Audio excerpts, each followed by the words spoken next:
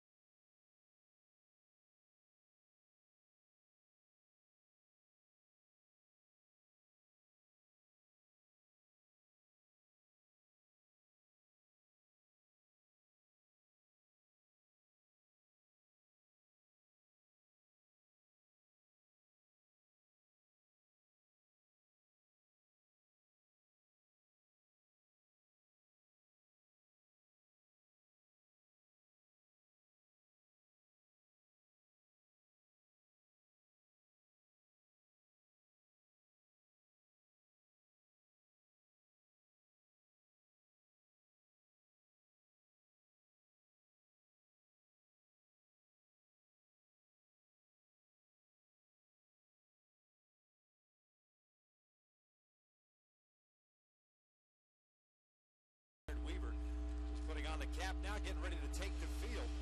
And we'll take a look at the lineup that Joe Girardi and the Yankees will be rolling out there this evening. Derek Jeter, the captain, leading things off. He is at shortstop. Curtis Granderson is in center. Mark Teixeira has been red hot of late. A 9-game hitting streak. He's over at first base. Alex Rodriguez at third. Robinson Cano gets a start at second. Russell Martin, the former Dodgers, behind the plate. Nick Swisher is in right field. Jorge Posada's been scuffling all year. He is the switch hitting designated hitter. And batting ninth and playing left field, it is Brett Gardner. Taking on Jared, as we pointed out, a 6-4 record, a 2.10 ERA, making his 13th start and the first start against the Yankees since 2009. Well, he's been throwing the ball so well his last 2 games, reestablished that fastball, which allows him to be able to throw his changeup at any point during the count, even if he's behind in the count. Good curveball, slider, a strike throw. Does a good job as far as negating and running game with that quick move to first base. So look for Jared to go out there and establish the fastball early, pitch inside effectively against this Yankee club, and keep them from getting their arms extended because they can't hit the long ball. Let's take a look at the defense behind Jared this evening. Bobby Abreu back in left field. Peter Borges in center. Torrey Hunter is in right. In the infield, you've got Callaspo and Ibar on the left side. Isturis and Trumbo on the right side. Jeff Mathis behind the plate. Peter Borges out in center field. He's going to be out to cover a lot of ground. Jared, although he is a strikeout pitcher, more of a fly ball pitcher, particularly with this Yankee lineup. A lot of fly ball hitters and guys that try to get their arms extended. So look for him to get that quick first step to be able to make those plays in center field. Well, the Yankees are tops in the American League East. They've got a 31-23 record. But it tells you how, I guess, inconsistent perhaps might be the right term for the Yankees. They've won 4 straight. That's their longest winning streak of the year. They just swept the Oakland Athletics prior to coming here to Southern California. You see Joe Girardi in his 4th season. Yeah, I think when you look at the Yankees, though, it's really been their inconsistent pitching. It's keep them away from a long winning streak. But they do have the offense in particular as far as driving the ball out of the ballpark. Derek Jeter leads things off here, hitting .264, a couple of home runs, 16 runs batted in. And the owner of 2,984 hits in his major league career. And the first pitch tonight is down and away. It is 1 ball and no strikes.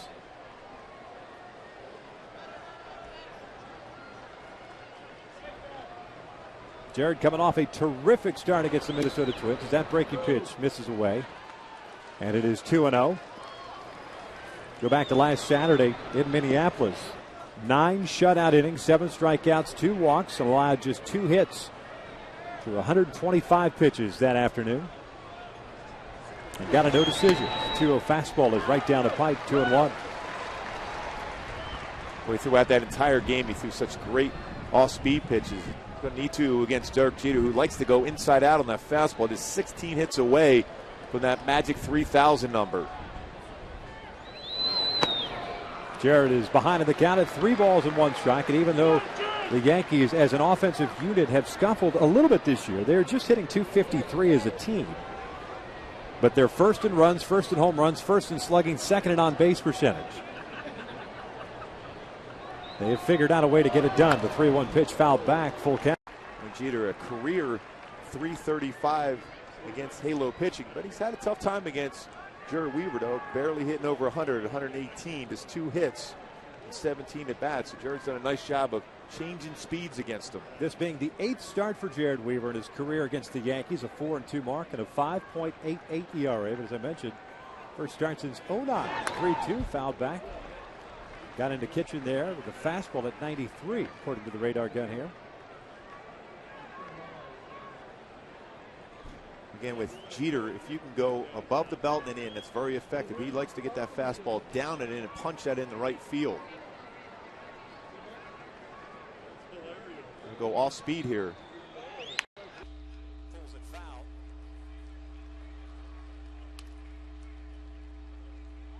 And that's the thing that you will see against the Yankees, whether it's against the Angels or anybody else, just like the Red Sox. A lot of pitches thrown in the game. They take a lot. They foul off a lot. Another 3-2. Breaking ball, chop foul. This is one that generally you don't see a lot of high pitch counts because we were against Jeter. He'll up there hacking her all fastballs, try to put it in play right away. He's very aggressive, Jeter, as far as jumping on the fastball early in the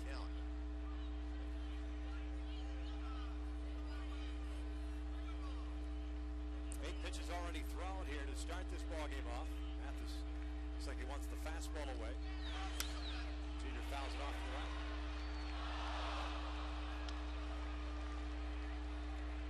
Jeter coming off a 1-for-4 game against Oakland on Wednesday. 8 for 24 on this road trip. He's taken the Yankees from Seattle to Oakland and down here to Southern California. His fastball inside should be effective against him. I didn't know his kitchen right there, the fastball.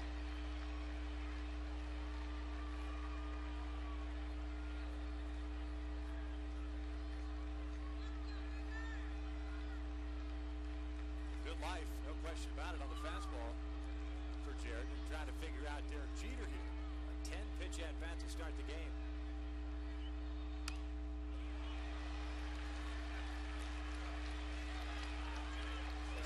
With Pedroia against Weaver in Boston. That being a 13-pitch at-bat that resulted in 2 RBI single. Boy, Jared had a good feel right now for a changeup too. Though he's been late, Jeter on the fastball, so it's a difficult thought process to go through. Go with a slider.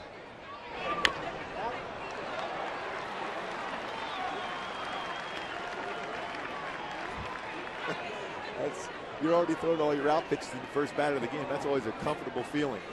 Well, it's a leadoff hitter's job, right? Yep. Give the lineup an opportunity to see what they're featuring. Well, there you go, boys.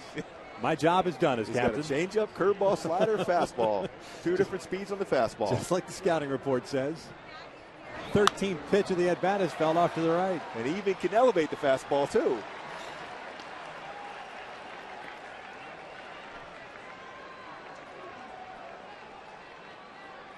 Many a times on the mound, a catcher would run out there after a lot of foul balls. Hey, what do you want to do?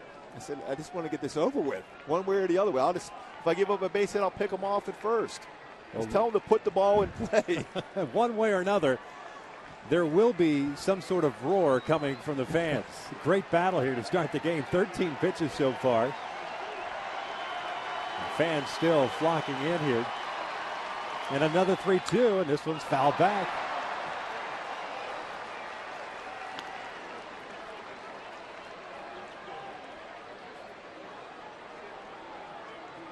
Good thing there's no real pitch count for Jared.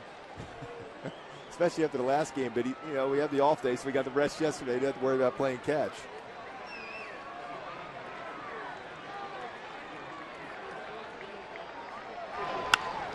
Popped it up to center. Gorgeous, drifting back a little bit. And there you go. Take a look at our Hyundai key to the game. I'm going with some lever boy working for the weekend. Boy, that was almost like a weekend and one at bat. No doubt about it. Hey, but it's an out. Goes down as a routine fly ball to center field. But, hey, the Yankees in town, an opportunity to be able to reestablish yourself as one of the elite teams. The Angels got to put it all together, all 3 phases, to be able to beat this club. Here's Curtis Granderson. Takes a slow curveball in for a strike. Granderson hitting .278. 17 home runs, 41 runs batted in. The Yankees center fielder. That's up and in. Evens the count at 1 ball, 1 strike. I like that pitch right there. If there's a slow curveball, fastball up and in, make them uncomfortable.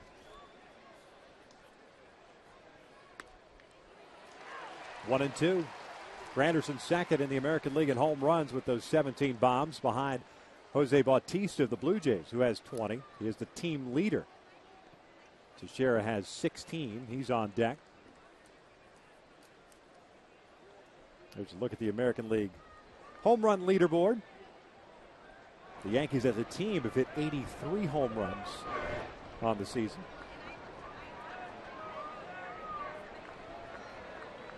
Two. This one out to right. Torrey has to come in. 2 outs. By comparison, the Angels have hit 47 home runs. 10th in the American League.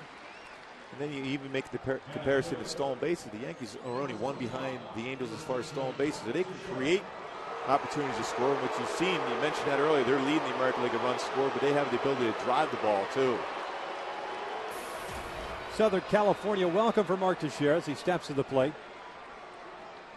Mentioned that 9-game hitting streak that he's currently on, hitting .257 overall.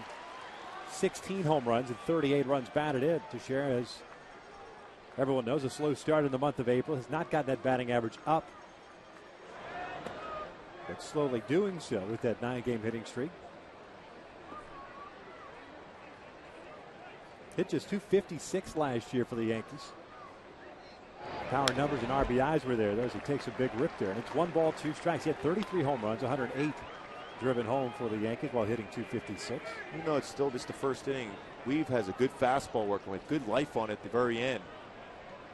Jeter was late on a number of those foul balls he hit. Teixeira was late on that fastball at 91. The 1-2, missing down low. It's 2 balls, 2 strikes. We're seeing numbers on the radar gun reading now that you don't usually see from Jared Weaver. 93, 94 miles an hour. Not that he's not capable of getting there, but he lives in that 90 to 91 range. And the consensus is this gun here is pretty legit as far as the true miles per hour on. In Kansas City, we saw a lot of 97, 98, and just talking to people, that's a good 2 or 3 mile an hour quicker than you would think. Here it's legit at the Big A, so he's got good pop on the fastball.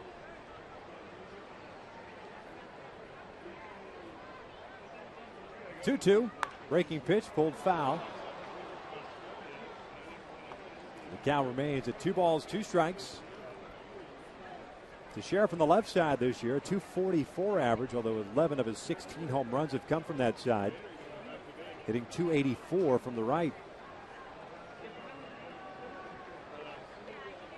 Weaver trying to go with a 1-2-3 inning. Soft ground ball to second base. Looks like he's going to get it. And he does. 27 pitches in the first. Derek Jeter ate up a lot of them. No scores. We head to the bottom of the first.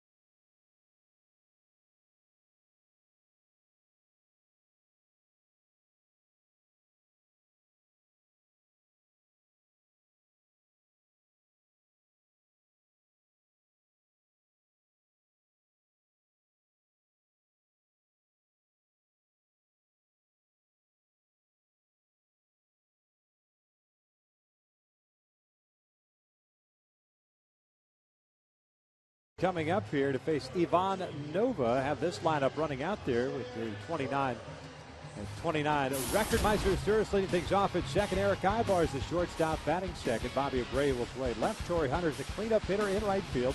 Alberto Callasco at third. Russell Branyan serving as the DH while Mark Trumbo plays first. Jeff Mathis doing the catching, batting eighth, and Peter Borges will bat ninth and play center field. Taking on the 24-year-old from San Cristobal in the Dominican Republic by the name of Ivan Nova. Nova with a fastball, 93 to 95 range. Lives upstairs with the fastball. Good curveball, slider, changeup. The Yankees wanted to establish that slider a little more consistently early in the game to be that much more effective. Struggled his last couple starts, 7 earnings and 10 in the third inning pitch. The first pitch to Meister Sturis is a fastball in there for a strike. Meister hitting .285, 3 home runs, 14 runs batted in. Had the day off on Wednesday, so back-to-back off days for Sturis. He falls in the hole here, no balls and 2 strikes. Outfield very shallow against Meister. This one's rolled up the first base line to Teixeira. Takes it near the bag. It's a fair ball. And there is out number 1. Let's take a look at the defense for the New York Yankees. Gardner in left, Granderson at center, Swisher is in right. You've got Rodriguez, Jeter, Cano, Teixeira from third to first, and Russell Martin doing the catching. We just saw Mark Teixeira making that play. He's made this defense for the Yankees that much better in the infield because of his ability not only to field his position, but also great as far as picking up the low throws. 4-time Gold Glover at first base. We've seen him as a member of the Angels. Very good as far as that flip to first when you're a pitcher, covering the bag. Eric Ibar steps to the plate. Rodriguez and Teixeira both playing in. Eric takes a strike. Ibar at .315 on the season. 3 home runs, 20 runs batted in. .315 average, leads American League shortstops. Swings and misses on that breaking pitch. There's that big curveball. It's 0-2.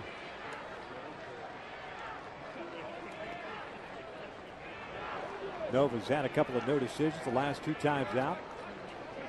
And against the Mariners on May 28th, gave up 4 earned runs in 3 2/3. Upstairs with the fastball, 1-2. Prior to that, gave up 3 earned runs, 11 hits though, and 6 2/3 against the Mets.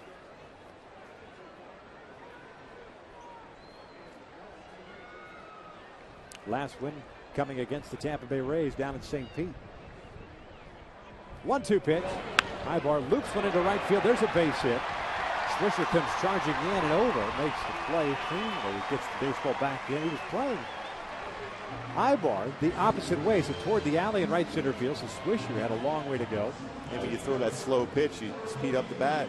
Eric Ibar coming in the game with .326 career batting average against the Yankees. He was able to get his hands through that baseball and turn on that and fight it into the outfield. Good. Certainly a stolen base threat here with 14 on the season for Ibar. Yeah, good angle to see where Swisher started from. So Ibar's on board with 1 out. Here's Bobby Abreu. You mentioned the stolen base threat as Bobby's numbers are on the screen. Russell Martin has thrown out 3 of 32 would-be base stealers. Bobby takes a strike. So early on, Nova throwing a lot of fastballs, getting ahead. Perhaps to set up not only the curveball, which we've seen, but as you pointed out, that slider that Joe Girardi and the rest of the Yankees would like for him to get back to. Well, he has a good, sharp, hard slider. He's fallen in love with that curveball and at times leaves that up in the strike zone.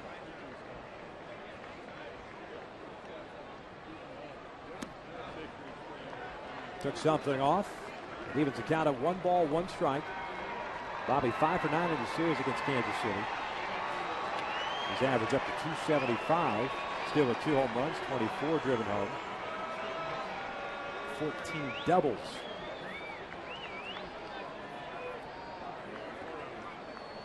Bray with 37 walks on the year. It's 4th in the American League. Little flinch at first base by Ibar. Easily gets back to the bag. Pretty quick to the plate. He's allowed 5 stolen bases. The 3 base stealers have been caught with him on the mound. Pretty good. It settles in around a 1.25, which is about average as far as speed to the plate. And Russell Martin an opportunity to throw out base stealers.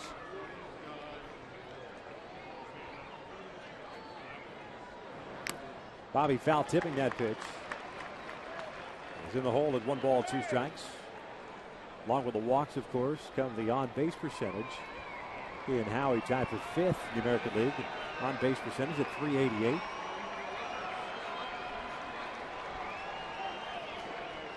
Howie's scheduled to come off the disabled list tomorrow and play for the Angels.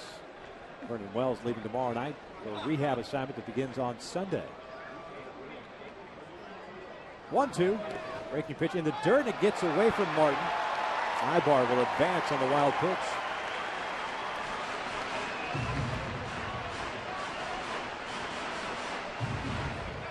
Overthrew that curveball in the dirt.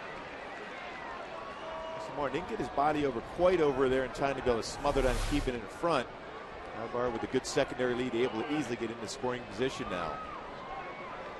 Ball seemed to hit off the glove of Martin. Big hole on the left side. Jeter trying to keep Ibar close to the bag. Now backs up. 2-2. That's driven out toward left center field. That's going to go all the way to the wall. Ivor around third. He's going to score. Bobby in at second. He'll stop there with an RBI double. The Angels on top 1-0. Bobby's 15th double. Notice on that road trip at times he was pulling off the baseball, but stayed back with good, quiet hands, hit that ball in the left center field. Rick Gardner was playing real shallow. He got underneath that breaking pitch, is spinning up there for Bobby to be able to get through that baseball and drive it very well to left center field. Granderson's a guy that always plays shallow. And of course, Gardner's playing shallow and left. That ball easily got by him. Well, you see where he is at right now. Mel Simmons joining him at 29th all time in the doubles category. Picks up his 25th run batted in. Here's Torrey. First pitch fastball, trying to overthrow that one. This is down low, and it's 1 ball, no strikes. You pointed out Granderson and Gardner playing shallow, and if that's what they're going to do against Bobby, I mean, he's such a good opposite field hitter, might as well take that approach. And he's better when he takes that type of approach. When he tries to pull the baseball, that's when Bobby gets himself out. Hits that ground ball to second base.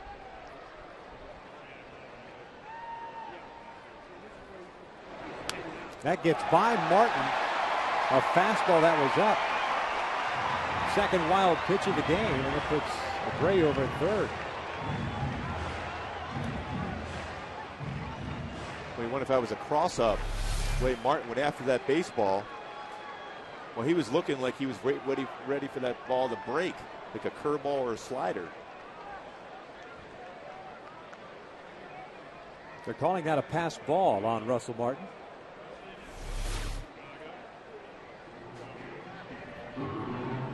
That had to be a cross-up the way Russell went after that baseball.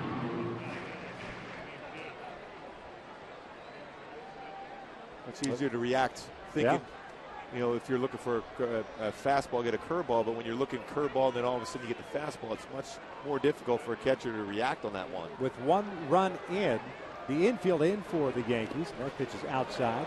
Martin can't find it, now does. It is 3 balls and no strikes. Russell's having a tough first inning. Baseball's in the dirt, the cross-up on a fastball.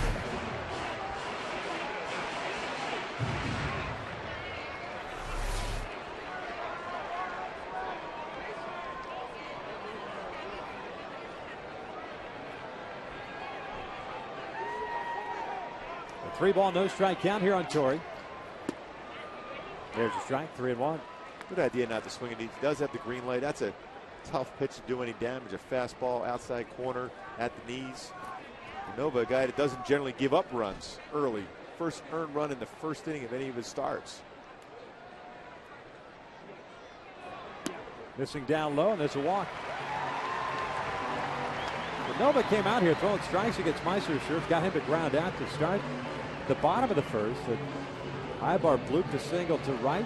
Went to second on a wild pitch. Abreu with 2 strikes. Hit a double to the alley in left center. And now the walk to Torrey Hunter. Alberto Callaspo steps to the plate. Well, this is as a team right now. You have to take advantage of a pitcher that's struggling right now for a good release point.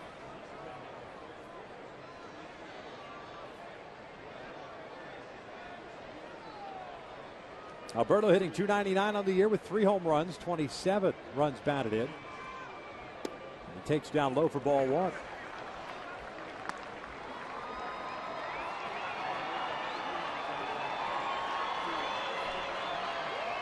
Callaspo coming off a series in Kansas City in which he was 4 for 13, 0 for his last 7. Yankees in their infield back looking for the double play. Torrey takes off. Jeter's only place to first. The out is recorded, and Abreu scores. It's 2-0 Angels. Well, we talked about pressing the issue in the pregame show for the Angels to be successful against the Yankees by putting Torrey in motion on a hit and run.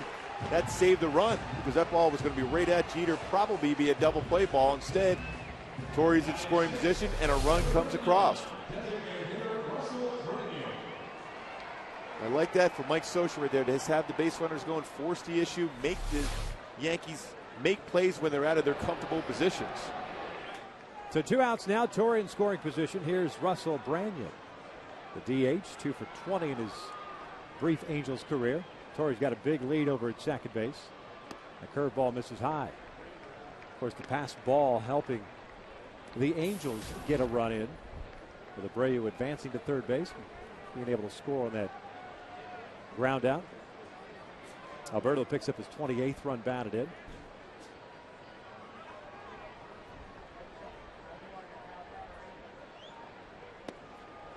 It's 2 balls and no strikes.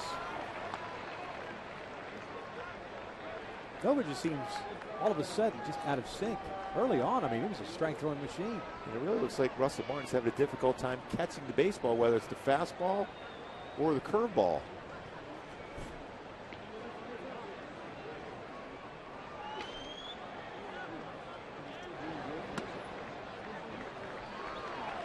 Get it over fastball, misses up and away, and it's 3 balls and no strikes. And I fully expect Brendan to get the green light here if you get a fastball inner half. That's the ball you go after. If it's down and away, you leave it go.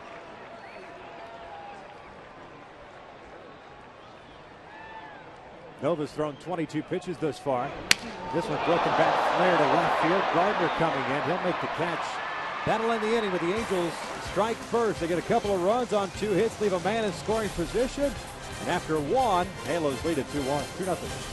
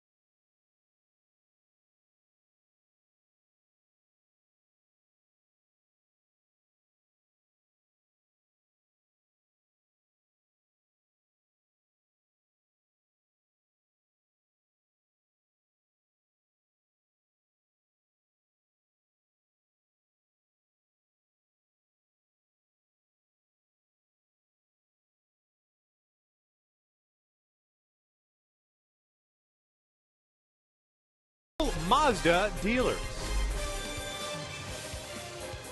Top of the second here at the Big A. The Angels up by the score of 2-0. Jared Weaver getting ready to throw the second inning to face Alex Rodriguez, Robinson Cano, and Russell Martin. It's our pleasure to welcome in former Angel great pitcher Mike Witt. Kind enough to join us here. Thank you, Victor. How you doing, Mike? I'm doing great, man. A long time since I last saw you. It's been a while. When was the last time you saw me? Oh, it would have to have been late, probably about 88, 89. Wow, what were you, like 10 then? Yeah, right around there. Yeah. Still in my 3rd year in college. What are you doing nowadays? Besides enjoying life as Rodriguez hits an extra base hit down the line.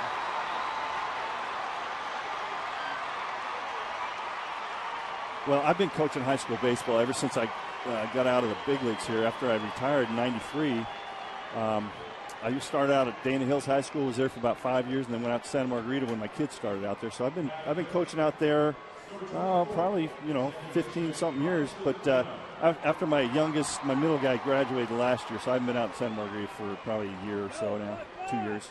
I got a little guy coming up though. He's 13. He'll be out there in 2 years. Oh yeah. Yeah. Legit. Is he ready to go? Well, I like him. Yeah. Well, of course.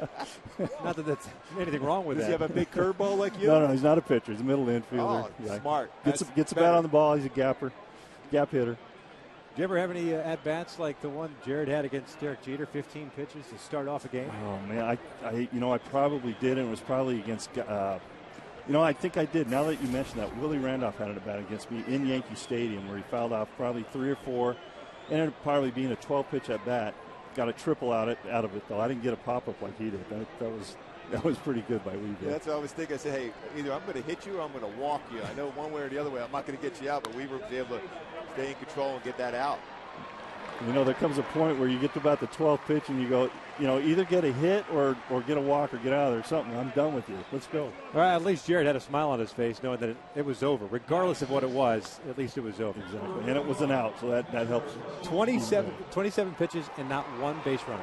That's unbelievable. That's pretty good. 3 up, 3 down, 27 pitches. Well, you had a game where you had 27 batters up, 27 out. Perfect game. How did that feel? That was pretty good. I couldn't even go 1 inning doing In Texas, of all places.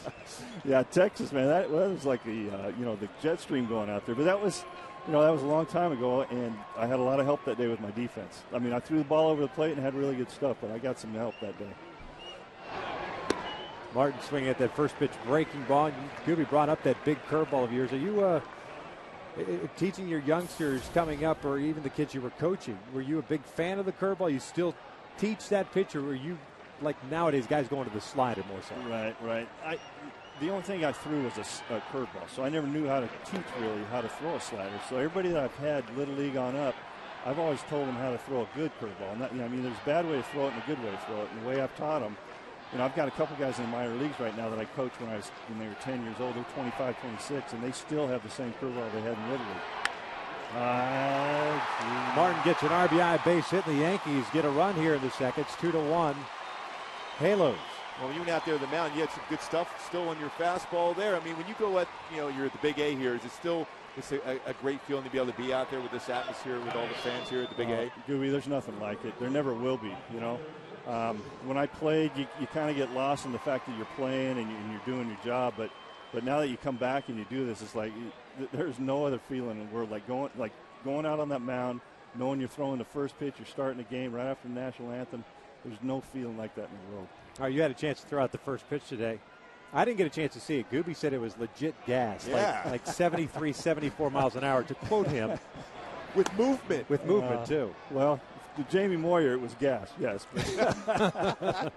Actually, that's all I got right now is about 75 tops. I'm throwing BP about 4 days a week now to my kids, but I'm throwing it from about 45 feet like they do here at the Big A. But to back it up to about 60 feet like I did, that was a stretch right there for me. Have you guys talked at all and maybe even talked smack about throwing out the first pitch? I know you're still friends with a lot of the guys that have thrown first pitches.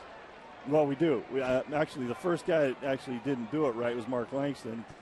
We understand he threw it in the left-handed batter's box in the dirt. So we're trying to – it's not hard to outdo that, right? And I'm sure he's listening and saying, thanks, I'm glad you brought that back up, Mike. Oh, he knew I was going to say something. Swisher swinging through a fastball, and it's 2 balls and a strike with a man on. Mike Witt kind enough to join us here in the booth. And, the celebration of 50 years of Angels baseball, you're a big part of it. And could be brought up that perfect game down in Texas. A lot of history in this ball club. Obviously, I'm sure it was a thrill for you to go back to 2002, watch this team win a world championship finally for the Cowboys. Well, I grew up here in Buena Park, right down the road here. I went to school at Servite, right down the road at La Palma. So, for them to win a World Series after I had played here for 10 years or whatever, and it was a long time coming at that point. But it was like, and I know that Tim Meade and all the front office wanted all the alumni to be a part of that, and they made it really special for us coming back in the parade and all that stuff. But just to see it and go to the games when they were in the World Series, it was really special because I grew up here. I was a fan the whole time.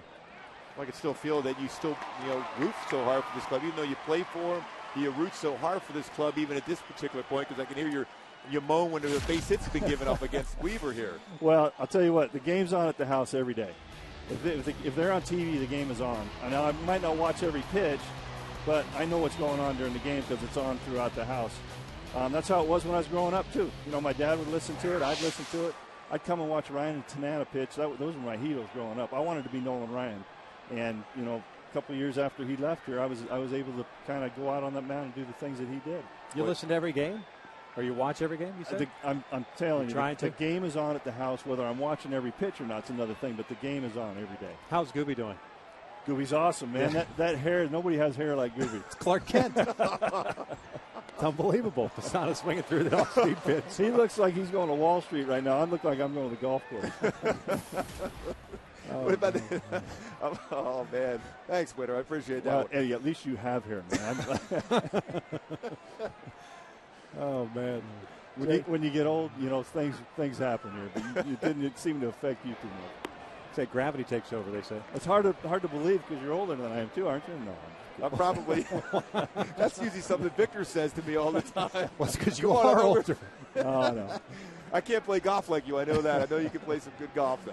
How's your handicap going right now as far as the golf game? Handicap's about as high as it's been in a long time. It's at a 2 right now, but I'm trying to work it down. I can't be as good as Donnie Hill, who was up here throwing the first pitch out the other day. He's a +1 or 2 right now, and I'm always trying to keep up with that. But we have a good group of guys, and I think the highest handicap in the group right now with Abbott. Abbott's probably a 7. He shot 77 in Hawaii the other day. Wow, unbelievable! Beat everybody. If you can believe that, that's doing something. I'd like to go back to that perfect game again. I saw Bob Boone was your catcher right there. During the course of that game, was there any time where you shaken off whatever sign he put down, or were you guys in such great sync that day? No, that day I had really good stuff, like I said, but I never shook him off that whole day. There was thoughts for me to do it every now and then, and I thought, you know what? Well, why? I've got good stuff, and he knows I have good stuff, and he knew that lineup like the back of his hand. I wasn't going to shake him off.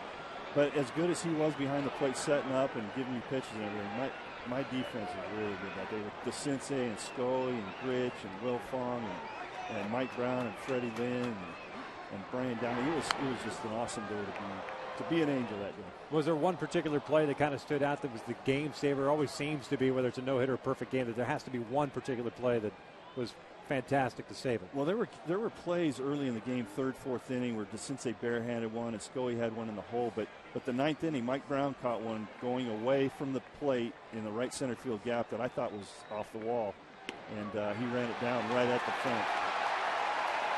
Good pitch right there.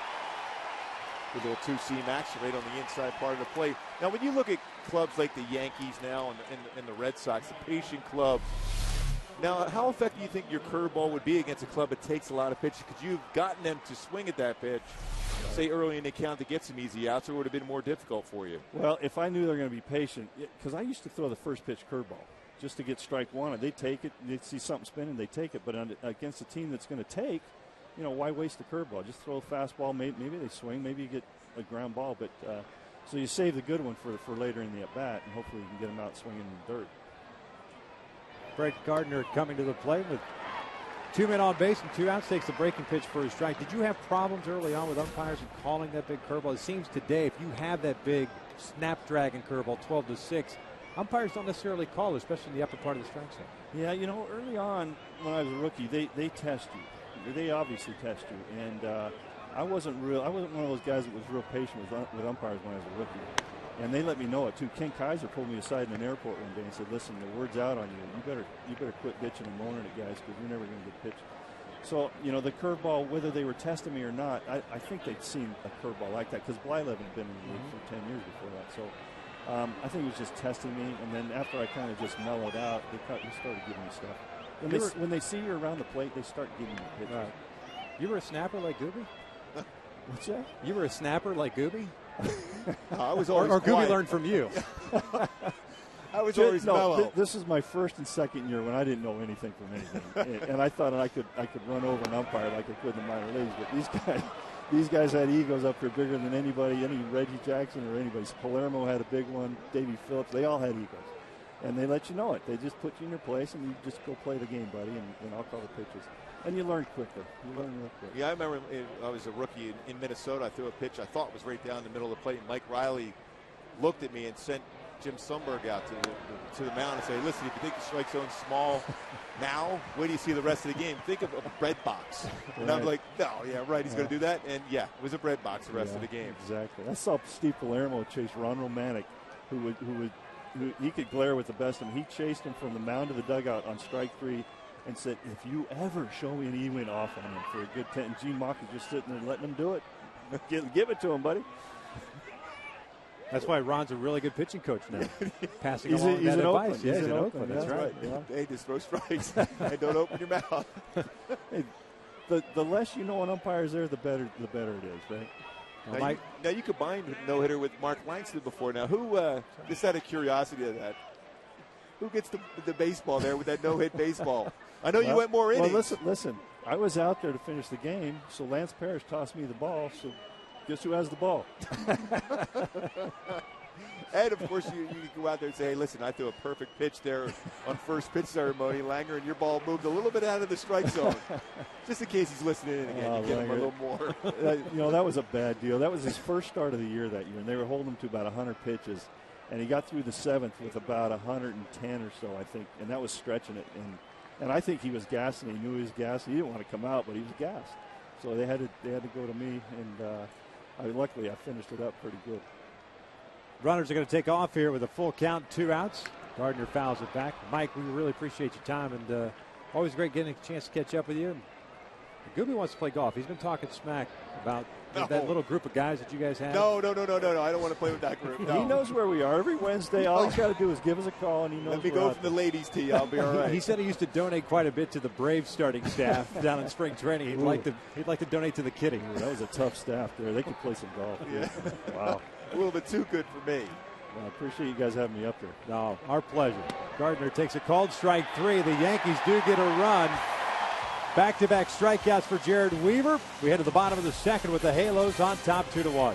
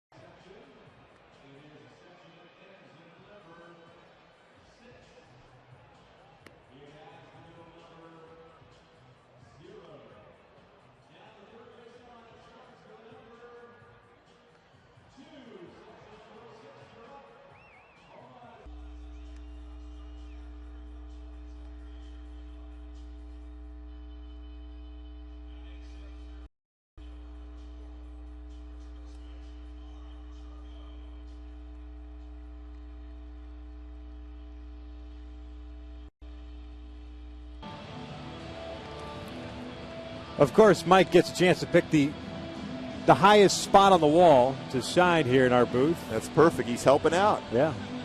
All the guys have done a nice job. Nice little messages. They're going to take a picture of that one of these days and show everyone some of the nice things that they've written. Is he writing up there? He goes, don't you wish you had a curveball like me? That's right. He still might be pitching. Yeah. Bottom of the second. Halos on top 2-1. Oh, he's one of the all-time best. Trumbo, Mathis, and Borges here in the second against Ivan Nova.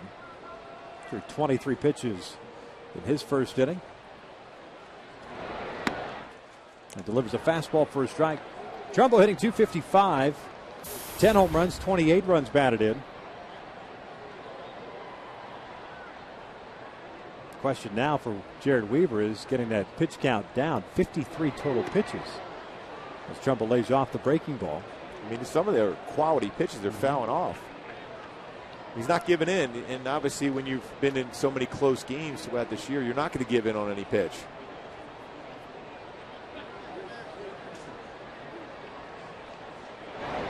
Breaking pitch is chopped foul. 1 ball, 2 strikes on Mark.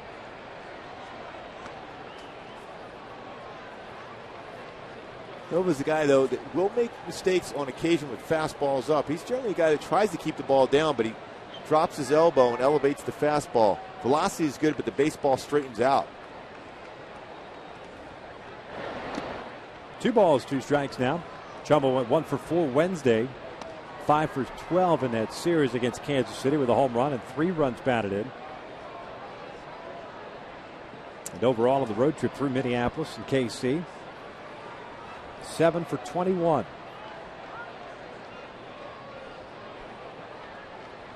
2-2. Fouls that one. The breaking pitch that was up. I think it's clear to see that Trumbo likes anything up in the strike zone. You know, that home run he hit at Target Field, a fastball up and in, it was about 94 miles an hour off the plate, about letter high, and hit it, they said 436, but we beg to differ. That ball was way out. Thought that ball in Minneapolis went further than the one he hit in Kansas City, and that was measured at 472. He's a strong man. 2-2. Hits this one in the air toward right center field. Swisher calls off Granderson. And Trumbo is retired for the first out. Aerial coverage provided by Goodyear. Everything Goodyear has learned, making tires that go the distance, inspires what they roll into yours. Always great shots when the blimp is in the house. Would you like to go fly in one of those things? I wouldn't mind. How about you? I'll stay here and say hi to you. Mathis swings the first pitch and pops it up to shallow right. Cano going out. Swisher calls him off. 2 outs. One pitch at bat for Jeff Mathis. He's retired for out number 2. Brings up Peter Borges. Certainly see Peter Borges tested Alex Rodriguez at third base. Now it's with that hip issue and knees. Make him come in on the baseball if he can.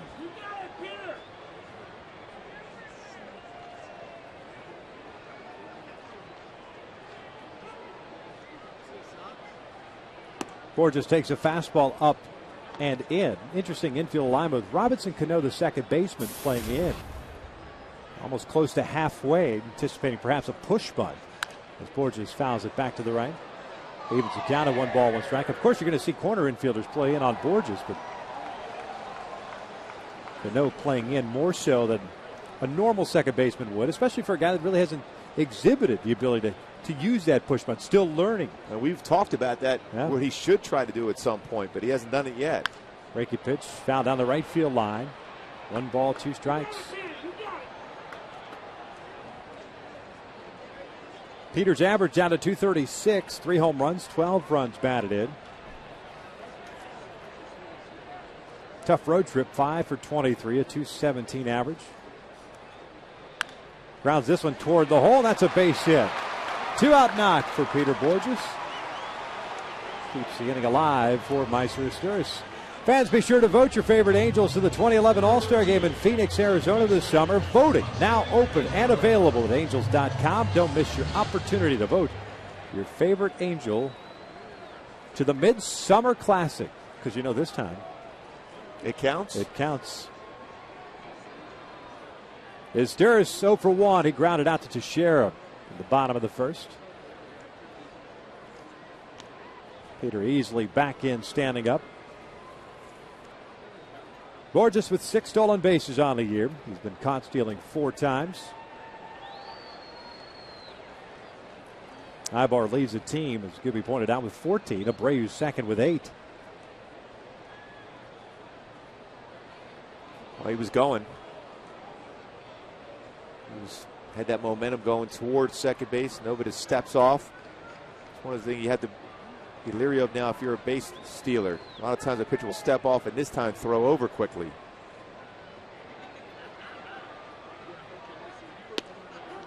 Fastball strike on the outside corner.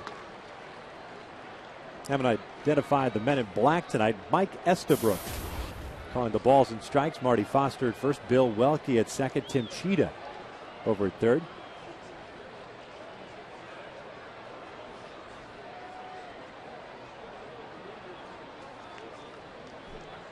Borges leaning over at first base, takes off the 0-1 pitch, a curveball. The third out from Martin is not in time. Make that 7 stolen bases for Borges. He's in scoring position with 2 outs. That's 4 straight successful stolen bases for Peter Borges. Getting a better feel for the pitcher. He had a good jump there. On the old-fashioned way, going feet first into second base. Again, you can see him getting a little better reads. A little bigger lead. Certainly been more successful of late as far as stealing bases. Meiser in the hole here. No balls, 2 strikes.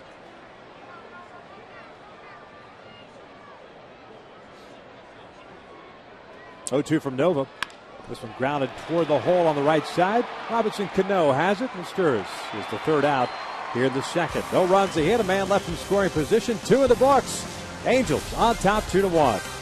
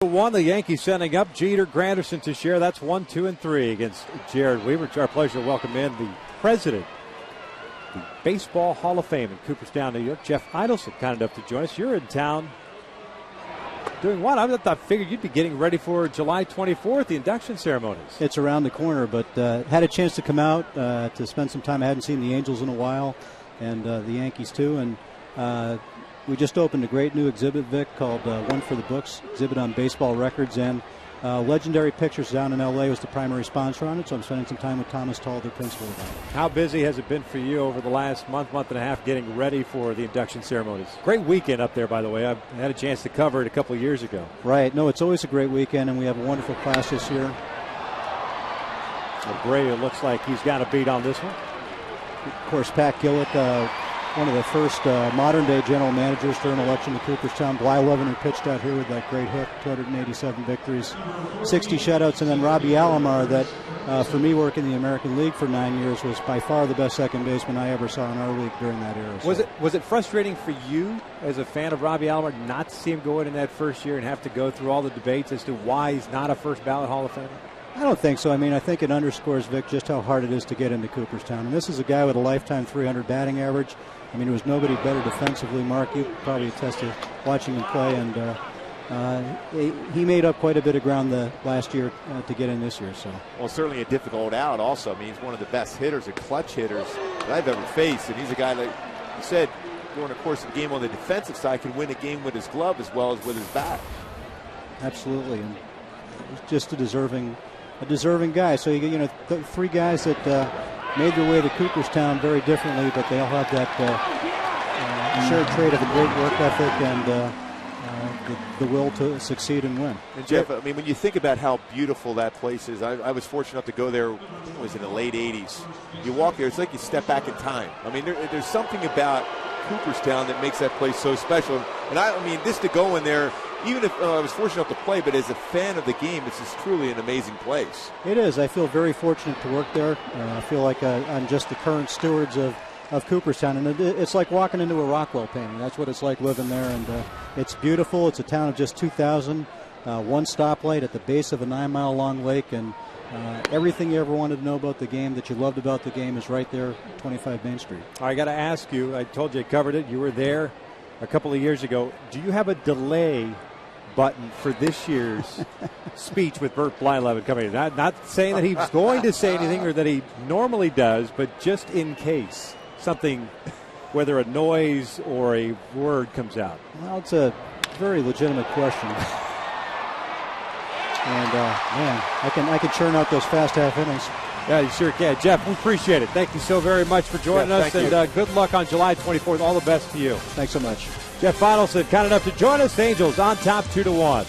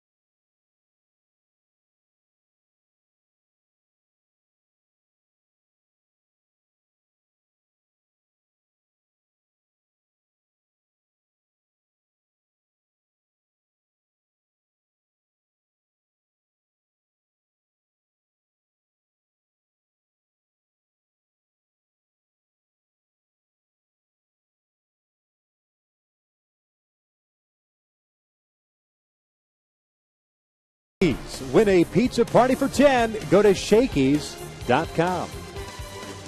I like Shakey's. I let it out there for you. You got me excited about that one, Victor.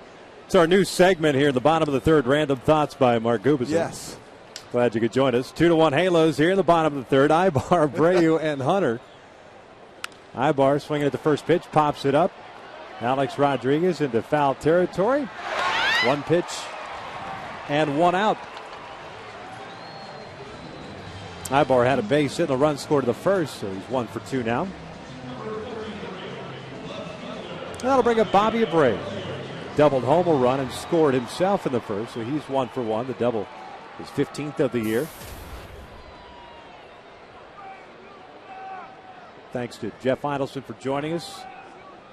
It's a good 10-pitch inning with the Yankees at the plate. Jared had thrown 53 pitches through the first 2 innings. Jeff Feinelson of Cooperstown gets weaved through a 10-pitch third, picking up his third strikeout. Looked like Jared was incorporating the straight changeup a little bit more so at the top of the order. And more importantly, it was not a 15-pitch at bat for Derek Jeter the second time around. And usually Jeter puts a ball in play rather quickly. It's an unusual at bat for him.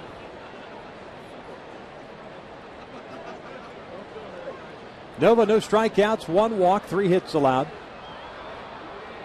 One of the runs in the first inning unearned because of the ruling on that pass ball.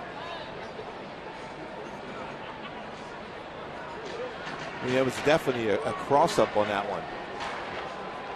So that's what a lot of times for a catcher, though, you're at the mercy. It looks like if you're sitting there randomly watching the game that you think the catcher made that mistake. But when you're looking for a different pitch, and particularly when you're looking for a breaking pitch, and then you have to try to catch a fastball that's thrown high in the strike zone, makes it difficult.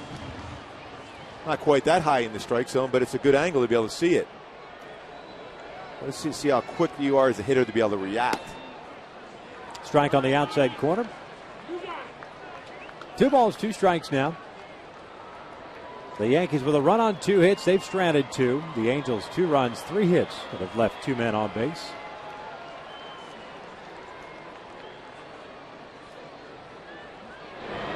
Bobby chops this one to the right side. Cano to his left. 2 outs.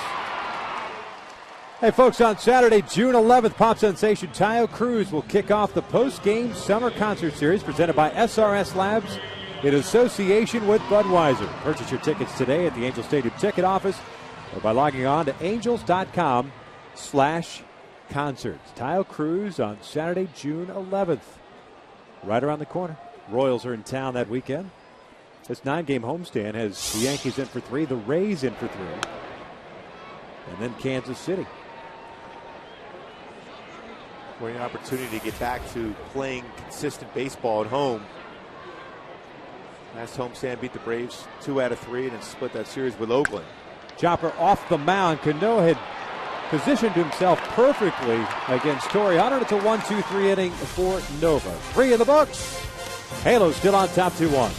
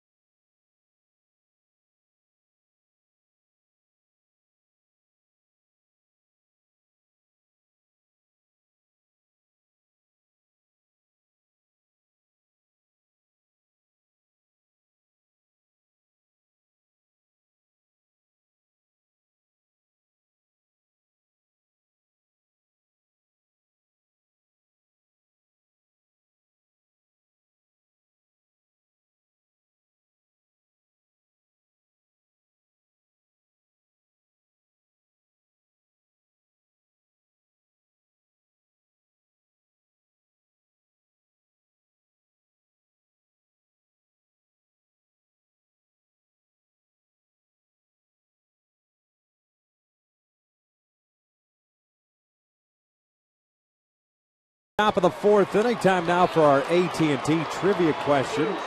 Who are the only 3 shortstops in Major League Baseball history with 3,000 or more hits? Cal Ripken Jr., the obvious one. 16 hits away. Derek Jeter is from joining that group. He's the first Yankee ever. That's pretty amazing when you think about it. When Derek Jeter sits back and reflects on his career down the road, and when you think about having more hits than anybody that's ever put on a Yankee uniform, it's pretty special. Thought about that, a couple of years ago when he passed Lou Gehrig for the Yankees' all-time hit record.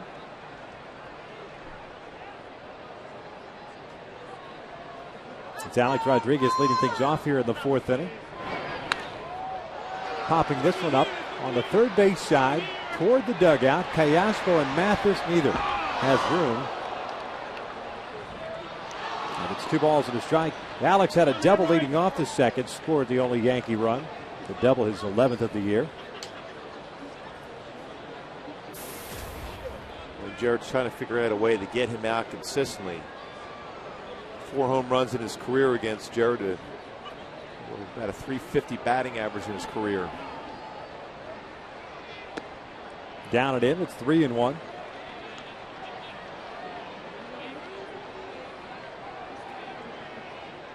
And it's always been able to be pitched inside with the fastball, but it's got to be above the belt. And he walked him. So the leadoff man is on board. Bringing up Robinson Cano.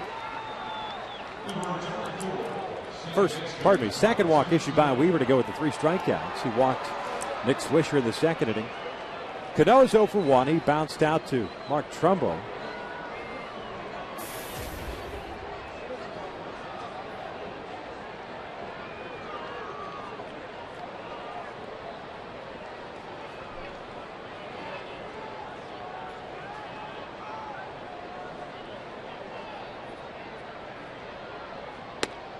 He looks at a fastball for a strike. Cano's got a 5-game hitting streak, a .284 average, 11 home runs, 37 runs batted in.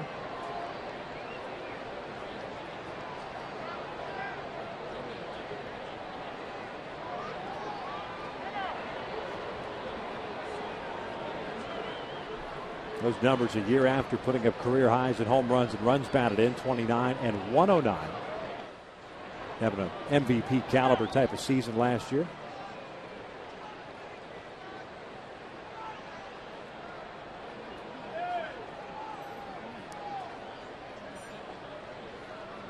Rodriguez, not a very big lead over at first base. The 0-1. He's down and in. 1 ball, 1 strike.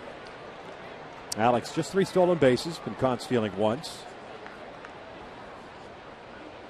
Kevin Long, the hitting coach for the Yankees, has done some things with Robinson Cano over the last year or so to be able to be more consistent of turning on the fastball in the inner half. Even though Weaver tried to go fastball in there, early on in his career, Cano would hit the ball a lot to left field.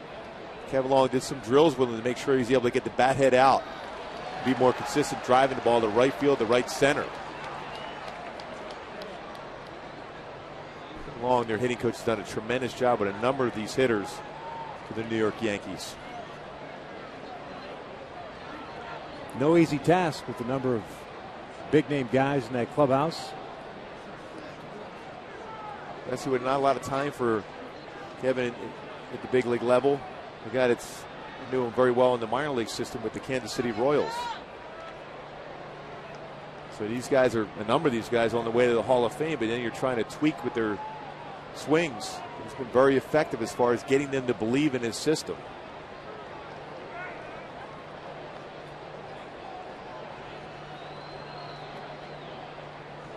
One-two pitch. Cano hits one out towards center. Borges is there. It's the first out of the inning. Robinson Cano 0 for 2. Rodriguez heads back to first. That'll bring up Russell Martin, who had an RBI single to right field in the second. Cano out in front of that changeup. Changeup's a very effective pitch against these Yankee hitters because they're all power hitters. They're looking for fastballs, out over the plate. So that change of speed gets them out just enough. They end up hitting a lazy fly ball to the outfield.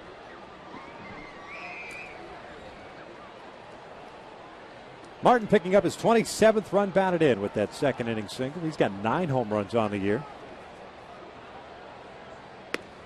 Looks at a fastball for a strike.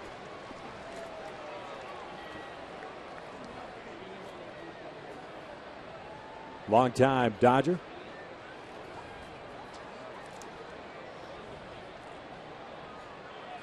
Signing a free agent contract this past offseason, just 28 years of age. He's had some injuries over the last couple of seasons.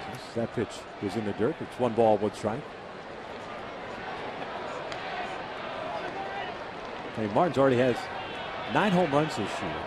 That's better than the 2 previous seasons for him. He had 5 last year in 97 games, 7 in 143 games for the Dodgers in 09.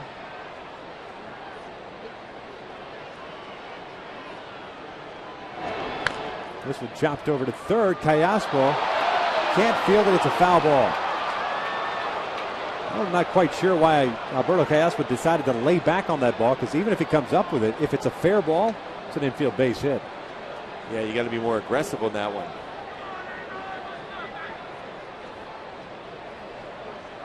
Thankfully, it went foul. So it's 1-2 on Martin. Not by a lot, also. You could almost make an argument there as Tim Cheetah making the call. Very close to that chalk. And crossing that base. If you're not going to have a play on that baseball to throw anybody out, you've got to knock that thing down. Plenty of time to get in front of it. Up and in, 2 balls, 2 strikes. Keep Martin from looking out over the plate. And that's a good pitch, too, because now all of a sudden, because you got him uncomfortable at the plate, Russell Martin is a guy that will hit him with double plays, hitting in 9 double plays this season. Now you got him straightened up. Now if you go away, you get a ground ball to second base for a 4-6-3 double play.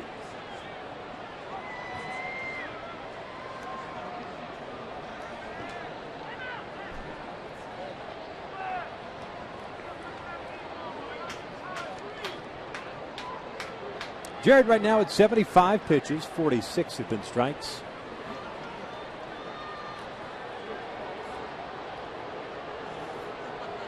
Two. Called strike 3 on the inside corner. Down goes Martin, 2 outs. Hey folks, this July, baseball's biggest stars will gather together in the Arizona desert for one spectacular night, the summer's biggest event, as Fox brings you every thrilling moment of the 2011 MLB All-Star Game. Coverage begins Tuesday, July the 12th, live from Phoenix at 5 p.m. Pacific, only on Fox. The strikeout of Russell Martin, the 4th for Jared Weaver. A-Rod still over at first base. 2 outs now for Nick Swisher, who had a walk in the second inning.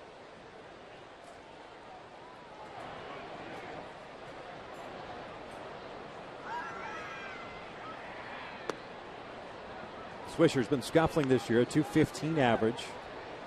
4 home runs and 23 runs batted in. Had a banner year last year for New York. 29 home runs, 89 runs batted in. Hit .288.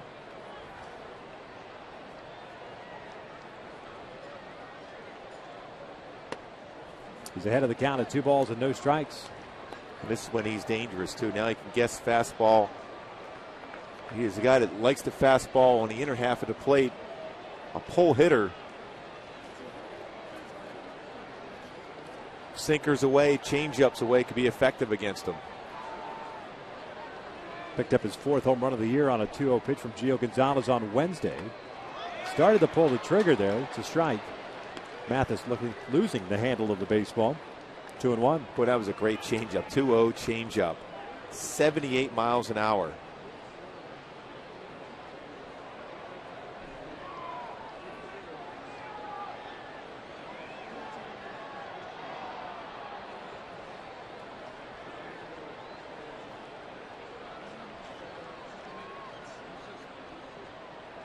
Quick throw over there. Now, like I said, not very far off the bag. In case he decides to take off here in a 2-1 situation. 3 stolen bases on the season for Alex Rodriguez. Not running quite as much as he used to. Missing high. Pushing that changeup. And it's 3-1. Swisher now in his 3rd year with the Yankees. Picked up in a trade from the Chicago White Sox back in the offseason of 2008.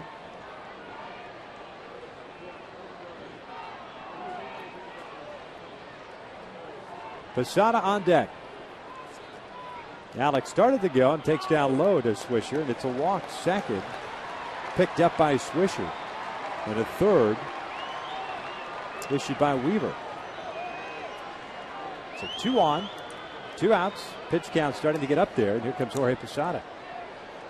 82 pitches thrown by Weaver. Of course, it all goes back to that 27 pitch first inning. Even though he had a 1-2-3 inning. 27 pitches, 15 of which were spent on Derek Jeter, the leadoff batter this game. And a long second inning again.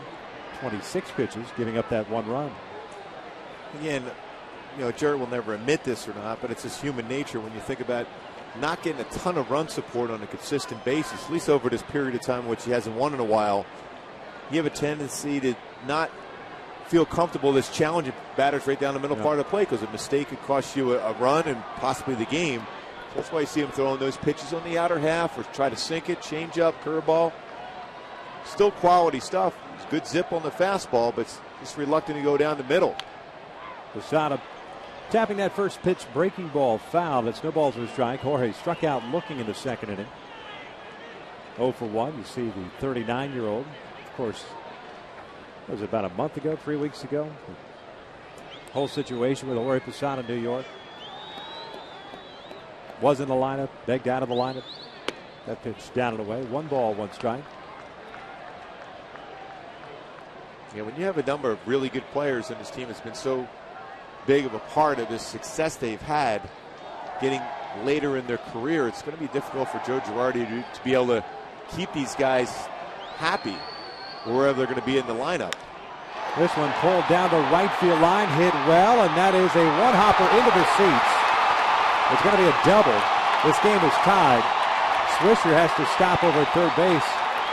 And Jared Weaver and Jeff Mathis just did George Posada the biggest favor, throwing him a changeup up. Sped up his bat. Able to get through that swing. Circle changeup, but it was up. Those hips were opening up early in anticipation of a fastball in. And then it was elevated enough where he could get the bat head out and drive it for a ground rule double. And because it was a ground rule double, it ends up putting Swisher at third base. Posada picks up his 17th run batted in. His 6th double of the year. Second and third, 2 out still for Brett Gardner.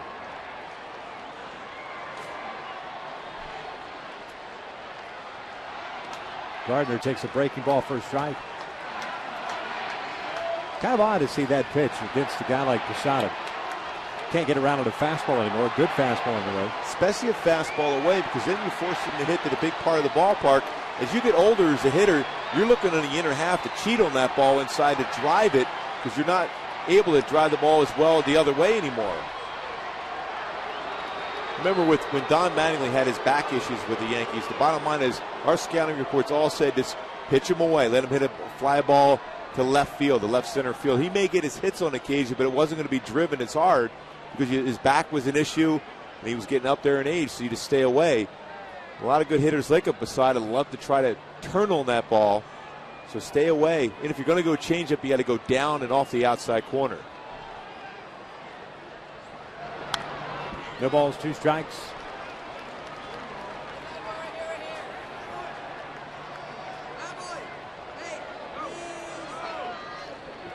Good fastball early on for Jared. Relying on the straight changeup, breaking pitch here the last couple of innings.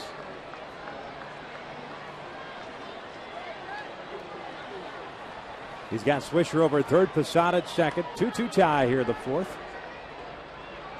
The 0-2 to Gardner upstairs. It's 1-2. Gardner a strikeout victim in the second. Went down looking.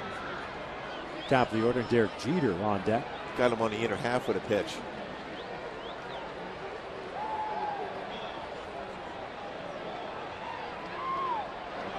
Jared, 25 pitches already in this inning. The 1-2. Gardner swings and misses. Down he goes. But the Yankees tie things up. They get a run on a hit. 2 walks and 2 left on. We head to the bottom of the fourth, tied at 2.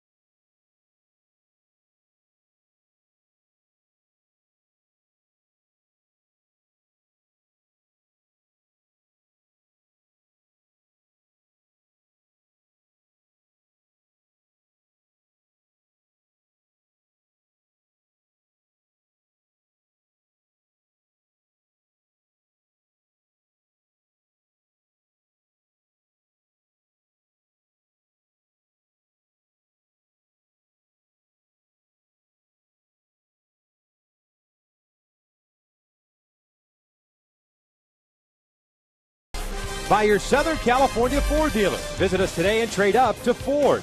And by Jack in the Box. Right now at Jack in the Box, get the new Bourbon Barbecue Steak Grilled Sandwich at participating restaurants.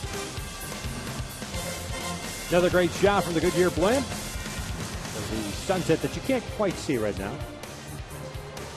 2-2 tie here in the bottom of the fourth inning. Alberto Callasco, Russell Branya, and Mark Trumbo against Ivan Nova. He's retired The last 4 in a row since giving up that base hit to Peter Borges in the second with 2 outs. As a matter of fact, it's giving up the RBI ground out to Callaspo. He's settled down nicely. First pitch to Alberto's up and away. I mentioned Callaspo with an RBI ground out, 0 for 1. Picked up his 28th run batted in. At that point, giving the Angels a 2-0 lead. 2 balls and no strikes. Yankees getting a run in the second, a run in the fourth to tie things up.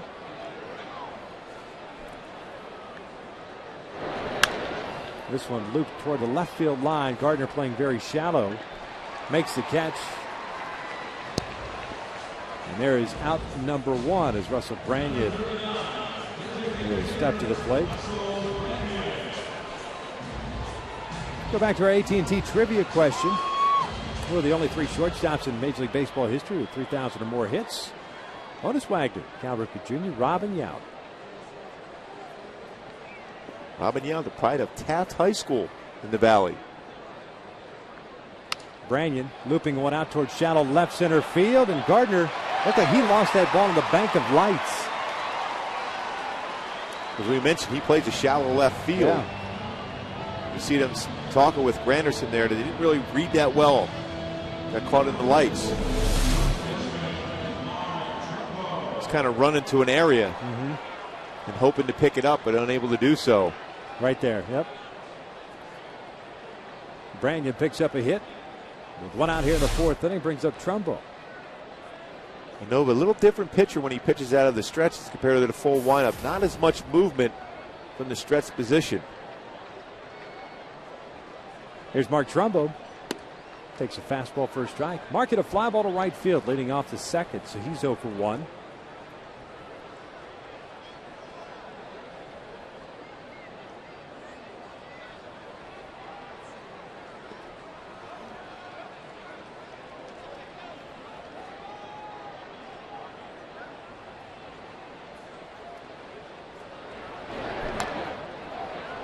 Mark chasing that slider down and away. He's getting a piece of it. It's 0-2. I think Mark was upset at himself for not swinging and jumping over that first pitch fastball. That's generally his spot where he's going to crush it. It was 93, but right in his spot.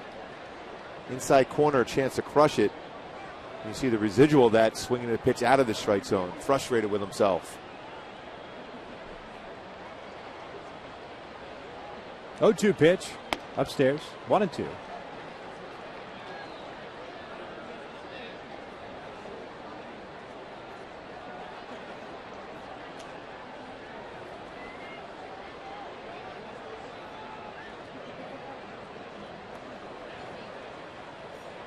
Branyan's got a pretty good lead over at first.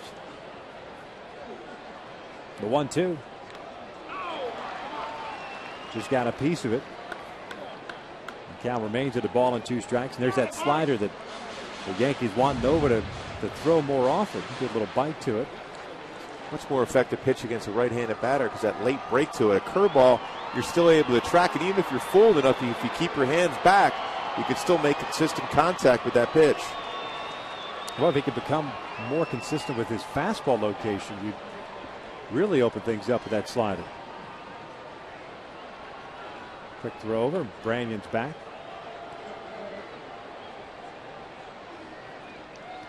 Play like that, it's just to make sure that Branyan's aware they're paying attention to him. Sign was given from Joe Girardi on the bench to pick off at first. They're going to come back with a curveball now. The 1-2. Line to left field. That's going to fall for a hit. Gardner plays it on a hop. Branyan advances to second.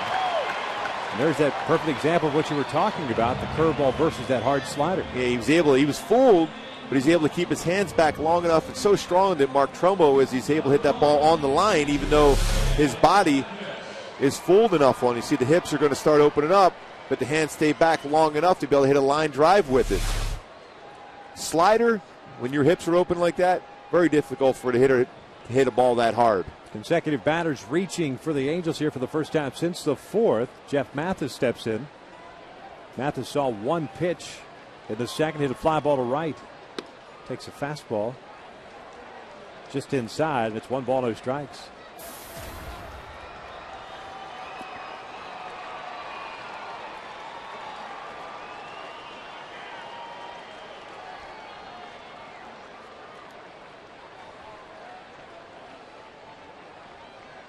1-0.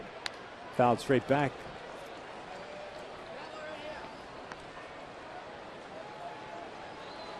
It's a 1-ball, 1 strikeout here on Mathis. Nova, after a long first inning for him, as far as pitches thrown, economical 56 pitches here, with 1 out in the 4th.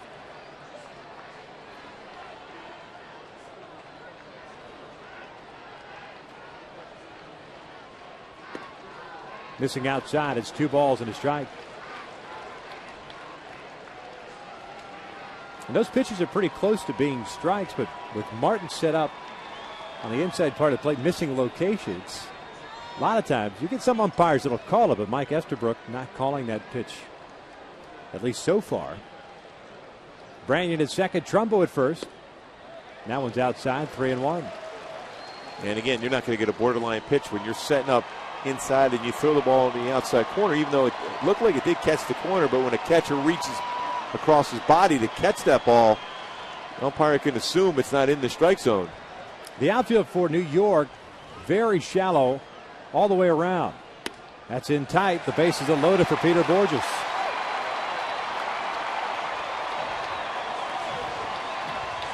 Second walk issued by Nova. No strikeouts for him. Larry Rothschild, the new pitching coach, will come out. And boy, so often we've seen the Angels in these scenarios where the base is loaded with 1 or no outs, and the hitters do the pitchers a favor by swinging at their pitch out of the strike zone. You have to center in on a spot and drive it. Hey, fans, join the Angels' wives and members of the Anaheim Fire Department as they host their first Fill the Boot fundraiser outside the gates of the Big A on Sunday at 11 a.m. Monetary donations are greatly appreciated, and all funds will benefit the Muscular Dystrophy Association of Orange County. That is Sunday at 11 a.m. Game time at 12:35 against the Yankees. Branyan at third, talking with Dino Evil. Mark Trumbo at second. Jeff Mathis at first. Yankees looking for a double play ball with 1 out here in the 4th of a tie game. Peter had a base hit in the second inning, so he's 1 for 1. And again, the outfield very shallow all the way around. Nova's first pitch, outside, 1 ball, no strikes. Good fastball there, 95, but missing location again. Now, if you're Peter Borges, you got to look nothing but fastball here. Breaking pitch, let it go. Fastball, in your area, square it up. Nova's 1-0 pitch. Borges lines one under the glove of Rodriguez into left. That'll score 1. And the Angels back on top 3-2. Peter Borges, a 2 for 2 night, picking up his 13th run batted in. Boy, and he jumped all over that fastball. Good low fastball hitter. And Peter Borges did the damage. Again, bring the pitcher to you. Don't swing at his pitch. Fastball inner half and down. Boy, he was so quick it threw that baseball right by A-Rod for a base hit. Hit too hard to get another run across because Dino Evil will challenge the arms of the New York Yankees in this outfield. Some movement out of the Yankees bullpen as Meiser Stur steps to the plate with the bases still loaded and 1 out. Meiser pulls one up the line. That is just foul. Marty Foster with the call. And it's no balls and a strike on Sturz, who today has grounded out twice, once to first, once to second, so he's 0 for 2.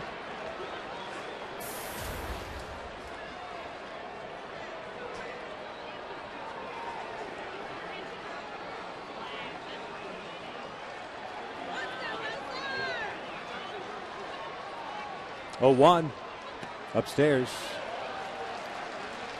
And good patience there from Meiser. The first pitch fastball just pulled it foul. A changeup there.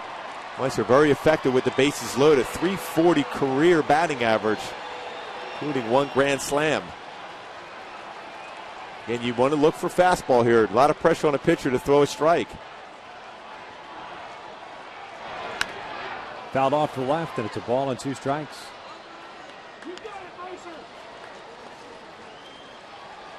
The veteran Luis Ayala loosening now.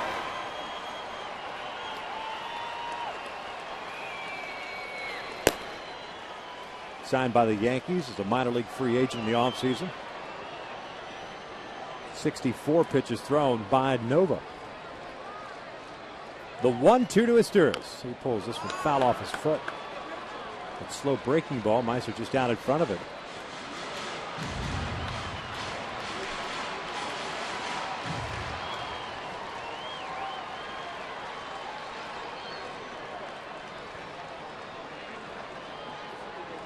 Bases full of Angels. Trumbo, Mathis, Borges from third to first. One out here in the fourth. 1 run in. 3-2 Halos. Asturias strikes out swinging. 2 outs.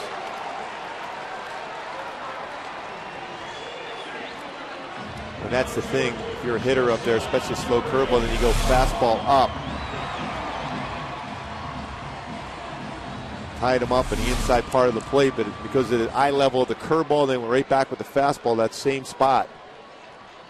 First strikeout of the game for Nova. Now there are 2 outs for Eric Ibar. Base hit and a run scored of the first, popped out for the third inning, so a 1-for-2 game.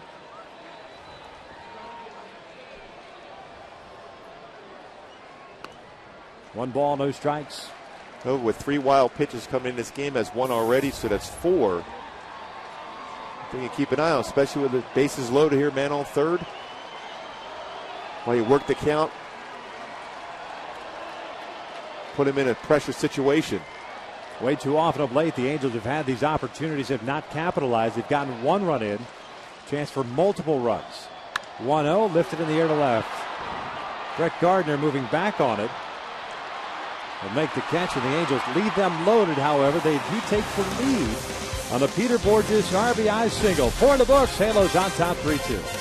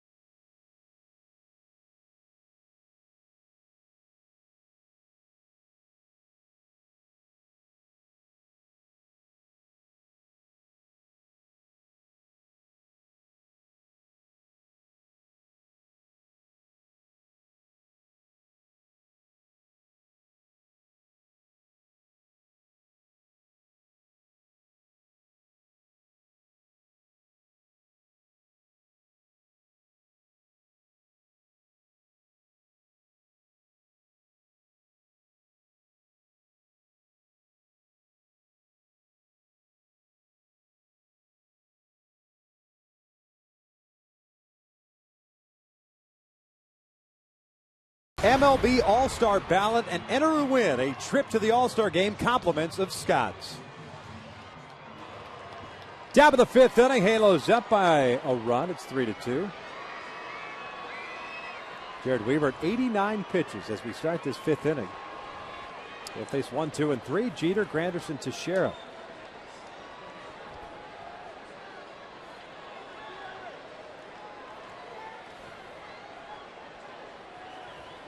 Jeter 0 for 2, a fly ball to center, a fly ball to left.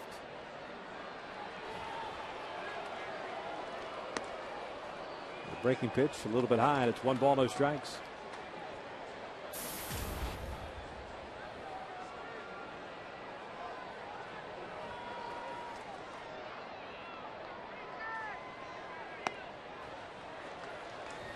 Falls behind here on Jeter at 2 balls and no strikes.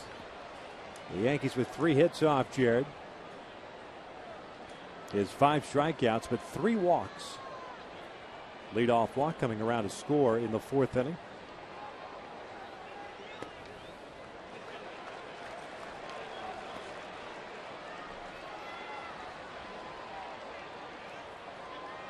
Jeter with a 3 ball, no strike count.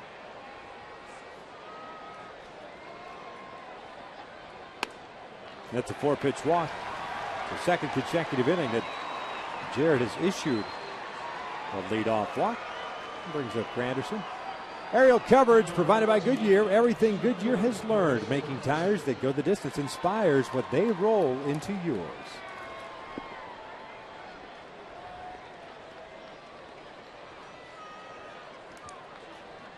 Mike Butcher on the horn. The pitch count getting up there. Rich Thompson for the first man. Curveball is up and away, and it's 1-2 So 5 straight wide ones here. That means the Yankees, patient usually, become probably a little bit more patient. Mathis going to go out there, give Thompson some time to get loose. Yeah, that's one time I think it was the appropriate for Mathis to go out there to talk to Weaver. He's getting to a spot where your arm angle's not getting through and over that front leg. He just kind of becomes muscle memory, and Jared to stay right on the pitching rubber, then step away to get back to his good release point. It's going to be a battle here to go through this thing. And again, this Yankee club, you don't want to give those extra base runners via the base on balls. Off-speed pitch is in for a strike. Good changeup. Evens the count of 1-1.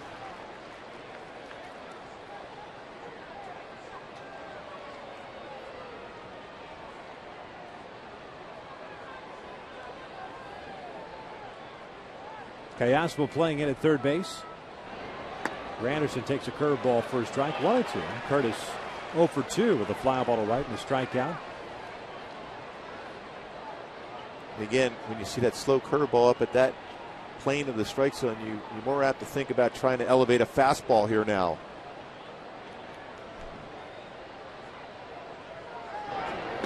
Swing and a miss. Got him on that breaking pitch. Down goes Granderson for out number 1.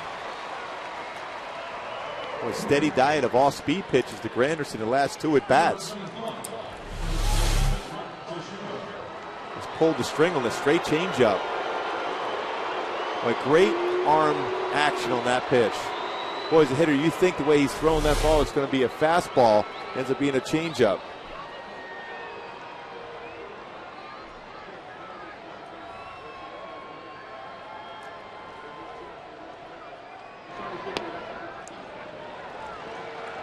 Teixeira takes a strike to start off this at-bat.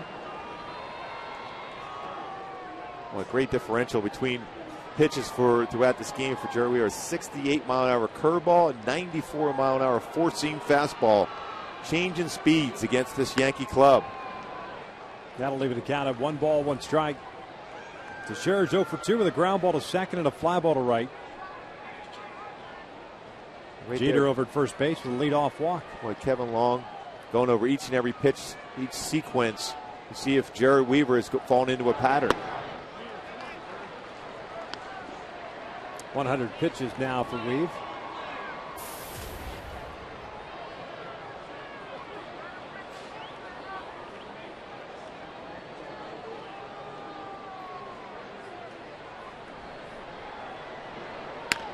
Rolls over this one. Trumbo's got it. It's a fair ball. Throws to second. They're going to have to tag Jeter. Ibar running him down. Gives it up to Trumbo. Inning-ending double play. No runs, no hits. Nobody left out. We head to the bottom of the 5th. But the Angels still on top.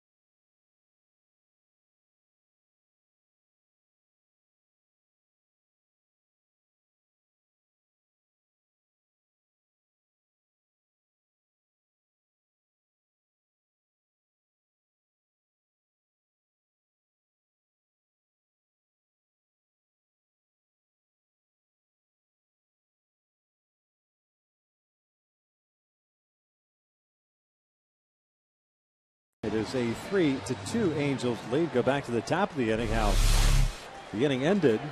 A 3-6-3 double play. Tag the base means the runner needs to be tagged. No longer a force in play. Again, the good throw here by Trump. A better angle right now. Steps on the base. Has time to make the throw to the shortstop side. And Jeter says, you know what, I'm not getting a long run down at that point. I'm a Hall of Famer. I don't need to be in this pickle. What's the point? I know I'm going to be out. I got to conserve energy. I think he was bummed that Ibar actually gave up the baseball. It's like, come on, tag it. It forced him another extra step or so. That's right. Abreu takes a little bit in. It's 1 ball, 1 strike. Bobby, 1 for 2. An RBI double with a run scored to the first, grounded out in the third. Halos 2 for 7 with men in scoring position in this one. Bobby fouls it back, 1-2. The Angels leaving the bases loaded in the 4th inning. He stirs with a strikeout. Ibar with a lazy fly ball to left.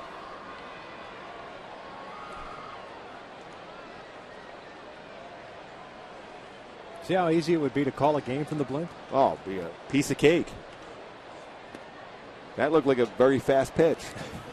2 balls, 2 strikes. And it was 94. That, folks, is expert analysis. You can't teach that. It's an inherited trait. Out of practice. Me and Allen Iverson. Practice. 2-2. Bobby went around. There's out number 1. Second strikeout for Nova. Fans of the Halos host the Rays on Tuesday at 7:05. All fans in attendance will receive an Angels Newsboy hat courtesy of Fox Sports West. Make your plans to visit the Big A and purchase your tickets at the Angels Stadium ticket office. Or you can log on to angels.com. There's Torrey Hunter. Looks at a fastball up and in.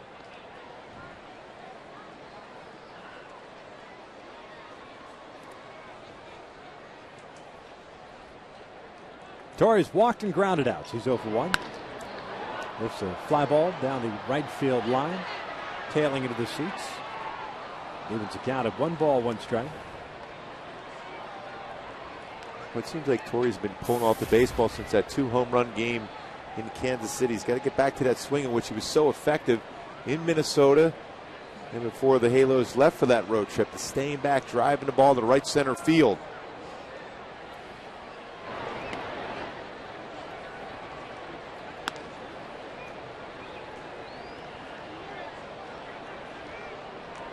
Great hitters count here. 2 balls and a strike with Callaspo on deck. Torrey lines one right back to the pitcher, goes off his glove, fires to first, they get the out. That was off the glove hand. Fortunately, he was able to move the body out of the way. Joe Girardi sprinting from the dugout. And there are 2 outs. Well, he did exactly that, went right back up the middle. Boy, it looked like it got almost on the palm area, wrist area of that line drive with the glove. Part glove, part wrist.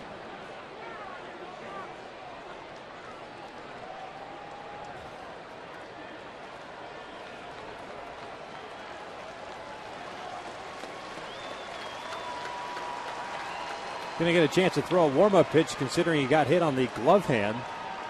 Yep, his throwing arm feels good. He's going to get 2 throws. Oh, and he's capable still of catching the baseball. I never wanted to waste those throws. As long as I could move, I was going to throw. It's a pretty good missile right back up the box. Good to see that approach. We talked about him going right back up the middle of the right center field again. That's the type of swing that gets him going all over and gets hot.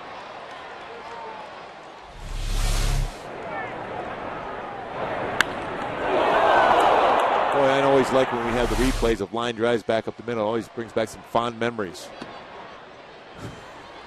Callaspo takes a strike. Derek Jeter thought that got Nova pretty good. Got through his arms up, thinking a scary situation. This one popped up on the third base side. Rodriguez near the dugout. Alberto is easily retired for the third out. The Angels go down in order. Second time in the game that Nova has done that. 5 in the books. Angels still on top by a run.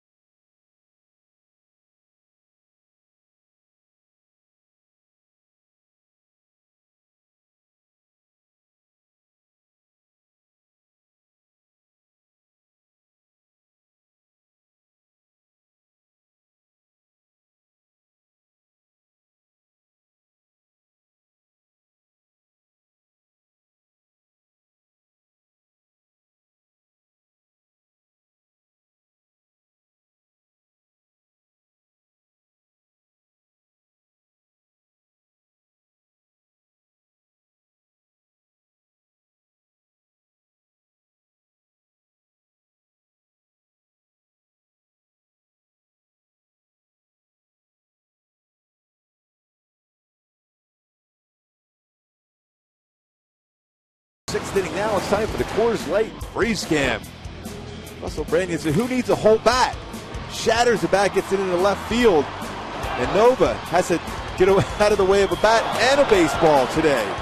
He's been doing a good job himself. And that was our Coors Light freeze cam brought to you by Frost Brew Coors Light. Well, he's had to do the Matrix a couple times today. He's retired the last 5 in a row. And here the sixth inning, Alex Rodriguez to lead things off.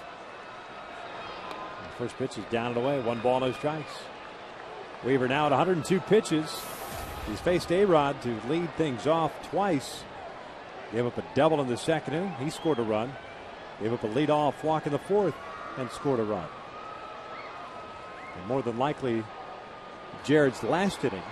Rich Thompson's up and loosening right now. 1 ball, 1 strike.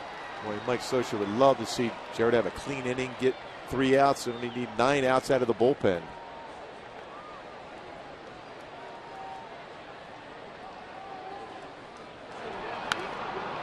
Good slider there. It's a ball and 2 strikes.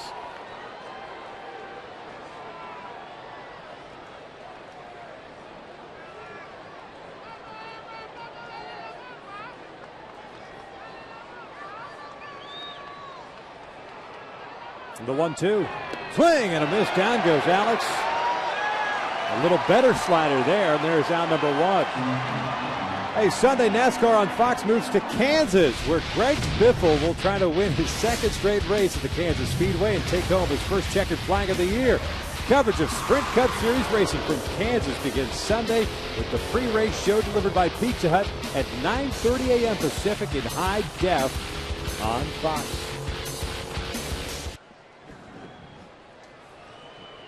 That might be the leader. That's pole Biffle's, leader. Oh, no Biffle's question. New car. Yes. This one looped out toward right center field. Robinson Cano is out number 2. You know what? It becomes a very clean inning. You never know. You never know. Well, Jared, if he can get through this inning, you know he's going to go up to Mike Scioscia and say, I feel good. He's got to face Russell Martin here. 1 for 2 with an RBI single and a strikeout. 7 punch outs for Jared, but 4 walks.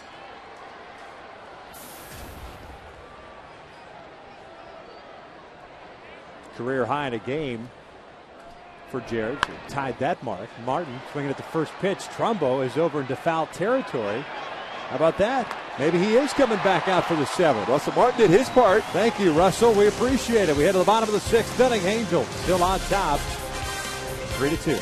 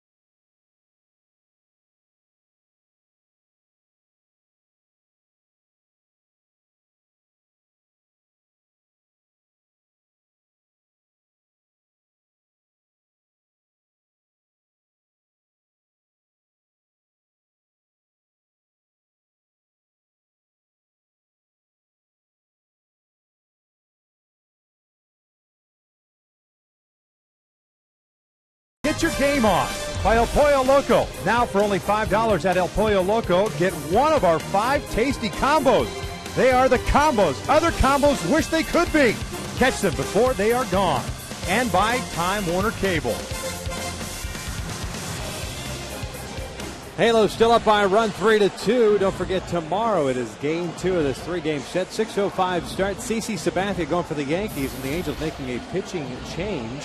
Urban Santana will get the start. Normal day's rest because of the off day, but Dan Herron has been pushed back to Tuesday because of that tweak in the back that he suffered the other day in Kansas City. And you got Bartolo Colon and Joel Pinheiro on Sunday afternoon. Yeah, and Dan Herron's going to throw a bullpen session on Sunday to see how that back responds. So if all goes well in the bullpen session, he'll be right back in there. CC Sabathia of the Yankees. A 6-3 record, a 2.98 ERA, just doing what he do. Pitches a lot of innings. It takes that baseball whenever the manager offers it to him. Even if it was a 3-day rest assignment, he's ready to go out there and challenge his opponent. Russell Brandon 1 for 2. He's ahead of the count at 2 balls and a strike. He had a fly ball to left in the first inning. Singled and scored in the fourth. 82 pitches for Novum. He's retired the last 5 in a row. 2 balls, 2 strikes. I like that approach. Fastball. Try to get that bat head out and crush it.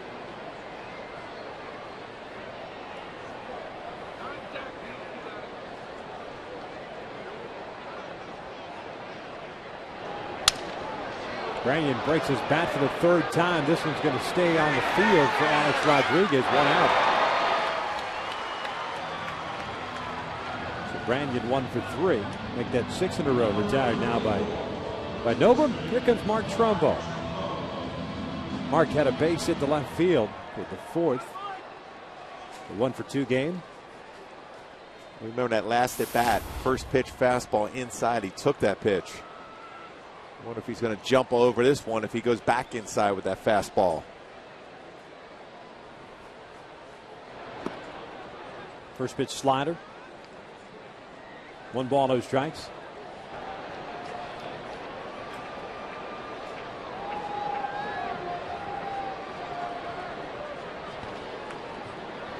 This one lined to right field. Nick Swisher broke in, leaps up, can't get it. Goes to the wall.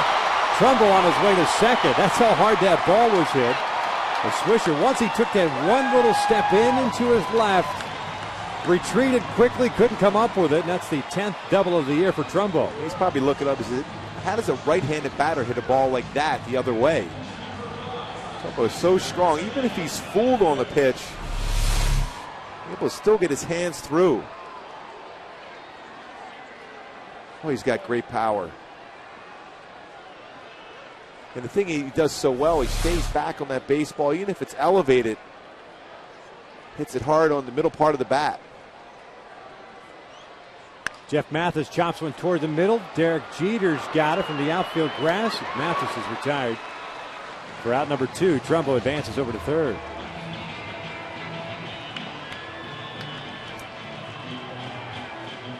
It's a big run right here for the Angels.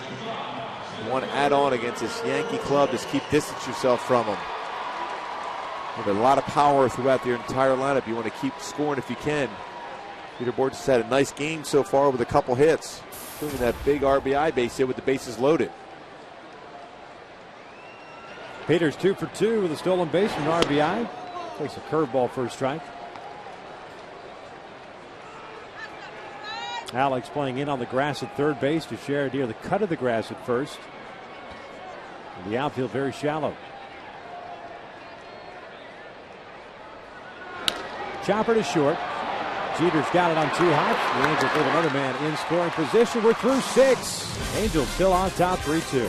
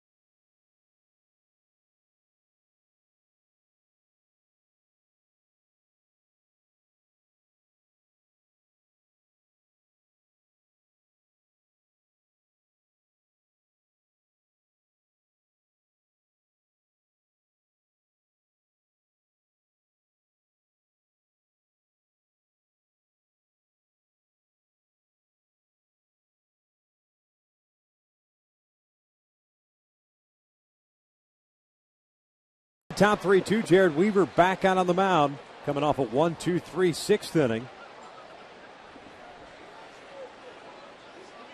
He'll be facing the bottom third of the orders. Swisher, Posada, and Gardner. 107 pitches thrown by Jared.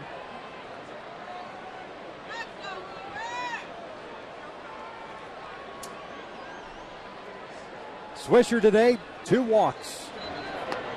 Takes a pitch in there for a strike.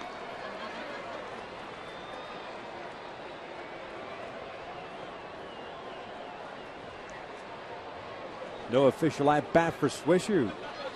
They took a little bit of a different route on the Trumbo double, but the Angels left a man in scoring position. The Halos now tonight 2 for 9. Those scenarios.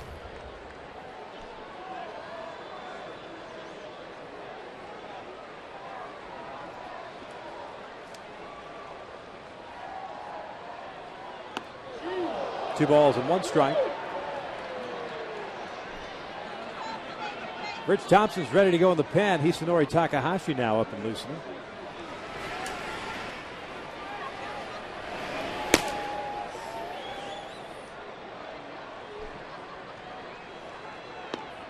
Good changeup.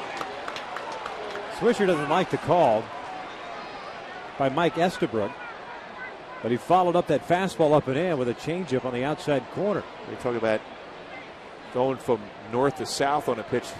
Elevated fastball, and he does a good changeup down and away.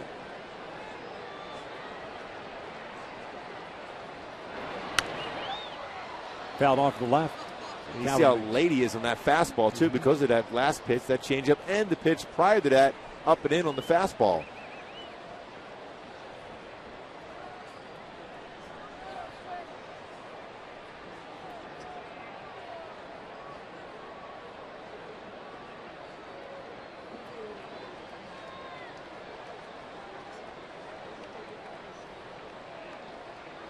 Another 2-2. Fastball, got him looking. Down goes Swisher. There's out number 1. Now it's time for a Coors Light cold, hard blast and a blast from the past with Mr. October. For the Angels here. Oh, you talk about one of the most prolific home run swings. Reginald Martinez Jackson going yard for the Angels. And it just happens to be here tonight. How about that? Just a couple of doors down. Says, oh, that was just one of a billion. Yep. Posada takes a curveball for a strike. Pretty intimidating guy. He didn't get cheated at all. No. Talking about prime time with the big flies, too. Posada out toward left center field. Borges got a good jump on it. Will track it down easily for out number 2. Well, that quick first step for Peter Borges read that one off the bat. Jorge Posada hit that ball well the other way. Oh, I had more carry than I thought it would on a night like tonight. Cool.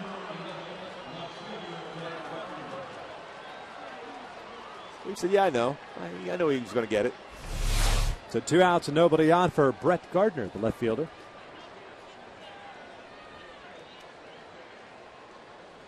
Gardner 0 for 2. Struck out looking into second, struck out swinging in the 4th. Might see him try to bunt here. Takes a breaking ball a little bit high. 1 ball, no strikes.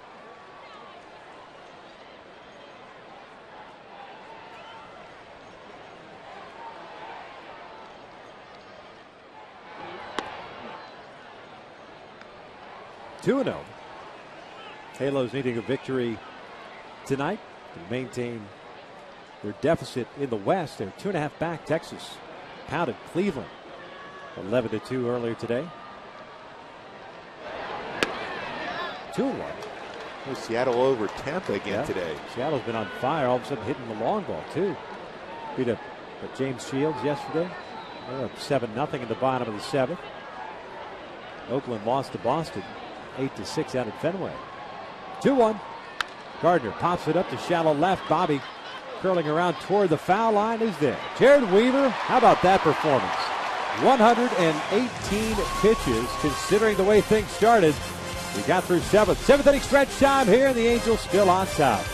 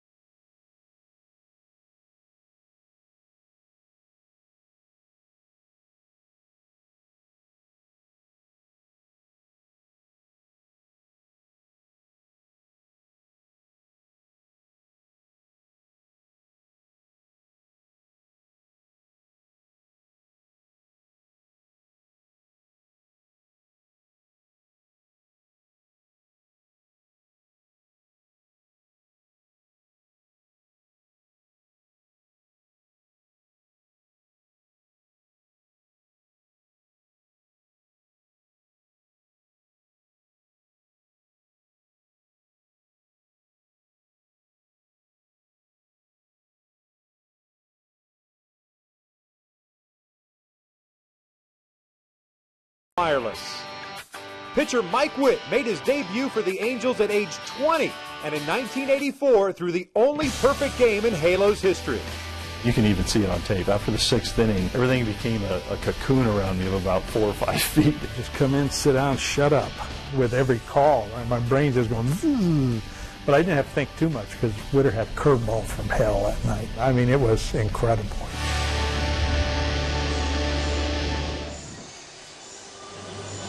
It's the bottom of the seventh. Halos on top, 3-2. Nice job by Jared Weaver. Mike Witt kind enough to join us in the booth in the second inning. Here's ceremonial first pitch. There's some pretty good cheese with Letterman's jacket on. Tell you what, you mentioned Jared Weaver too. What a job. Looked like he was done after 5 innings. Convinced Mike Scioscia to give him another inning, and then of course another inning after that. Shortened up the amount of outs Mike Scioscia has to get out of the bullpen now. Meister Sturz fouling off a pitch. He's in the hole at 0-2. Sturz, Ibar, Abreu here in the seventh. 1, 2, and 3. Meister's 0 for 3 with a couple of groundouts and a key strikeout in the fourth. You see Dave Robertson loosening now. 91 pitches for Ivan Nova. This one line to left, a base hit. Good piece of hitting there by Sturz. First couple of at-bats, a little sluggish with that fastball in, but taking what was given to him and serving it out the left. Leadoff man is on. Well, that's the proper approach when you're behind in the count, is try to punch the ball the other way. You got a pitch that was out over the plate and down enough to be able to do something with it. It's the first time in this game the Angels have gotten their leadoff man on board. That's surprising because the way that they've had some opportunities throughout this whole game, you figured they had more than that. Eric Ibar steps in, 1 for 3. A-Rod playing in on the grass, anticipating a bunt. Nova just kind of giving Sturz a little bit of a check. Ibar had a single with a run scored in the first inning. Popped out to Alex Rodriguez in the third, and a fly ball to left in the fourth.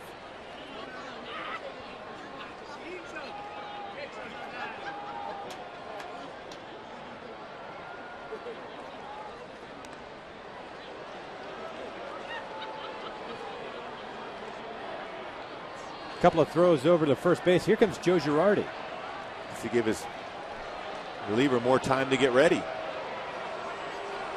That's going to be it for Ivan Nova. Dave Robertson will be coming on here. Nova throws 92 pitches, strikes out 2, and walks 2. Gives up 3 runs, 2 earned, and is responsible for the guy at first. For a guy who struggled with his control early on, settled down nicely, but he departs here trailing at 3-2.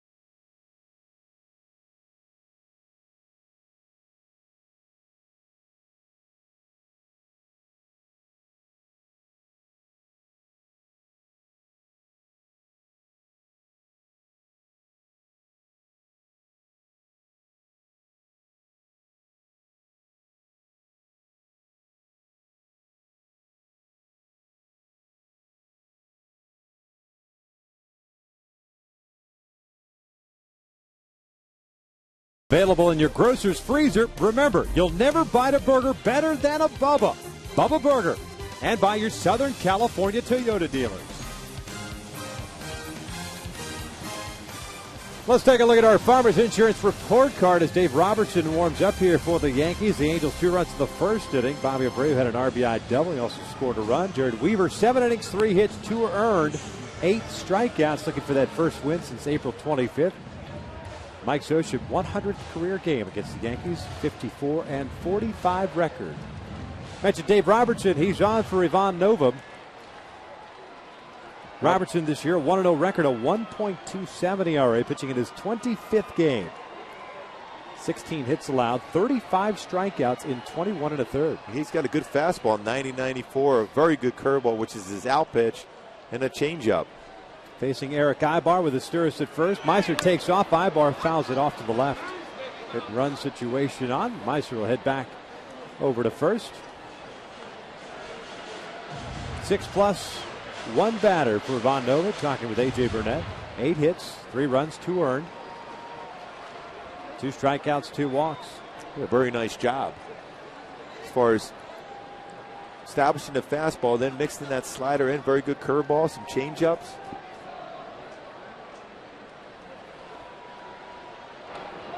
Is back in there. The Yankees bullpen has been very good. 8-8 with a 2.88 ERA. Of course, anchored by Mariano Rivera. Yankees staff ERA 4th in the American League, just behind the Angels. Yankees have a 3.52 ERA. The Angels at 3.42 prior to today's game.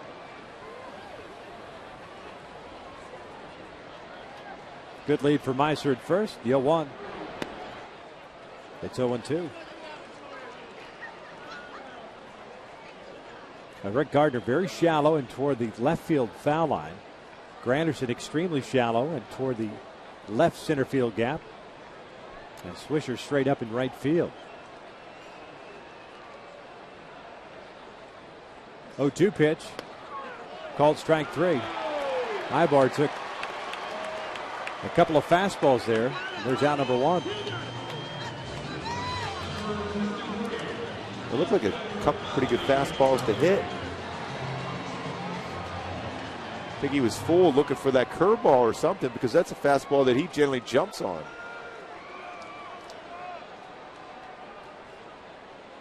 So Bobby gets up here, but Asturis still at first. 1 out now here in the 7th.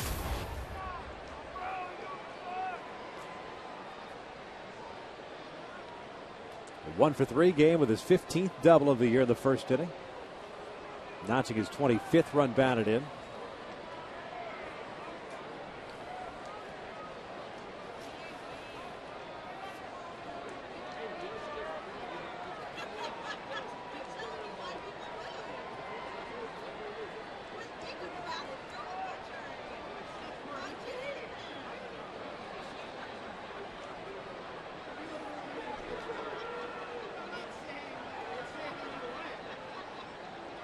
Asturis goes. The pitch is outside. The throw from Martin is not in time. A stolen base for Meiser. That may have been, as my call was not in time, I think the pitch actually, or the throw may have actually been on time. A little swipe tag by Jeter. And Asturis did a heck of a job avoiding the tag. Yeah, he tried to, the ball was definitely there before Meiser got there, but he's shorting up his slide just before the base and the sweep tag. Good call. Little phantom there tag. By Bill Welke at second base. A lot of times because the baseball beat the runner, they're going to call him out. 6th stolen base for Asturis. They're going to intentionally walk Bobby now with 1 out. The Angels will have 2 men on with 1 away. Torrey coming to the plate.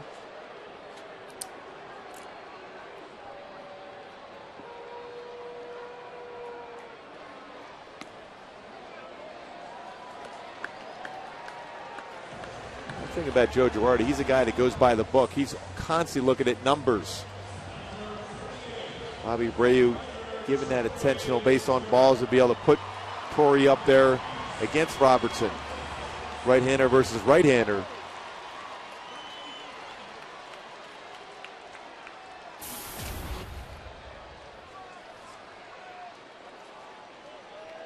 And you see right there, he's 0 for 3 with 2 strikeouts, and Girardi's very well aware of that.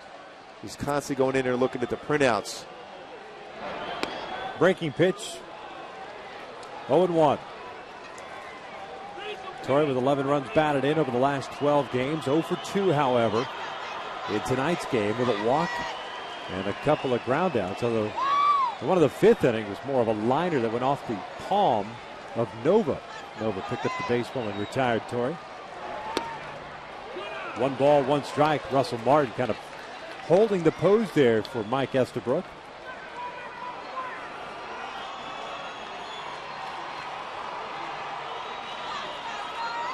Not a lot of book on there, but it's 1 for 1 with a home run against Robertson. But reality is they're going basically what Torrey has done against Robertson, 0 for 3 with 2 strikeouts.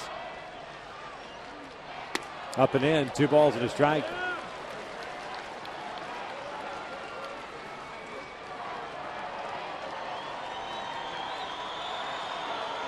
Cano is playing near the bag at second base. Teixeira way off the line at first. There's the alignment on the right side of the infield for New York. The outfield pretty much straight around against Torrey. The 2-1. 2-2. Torrey thought that pitch was a little bit low.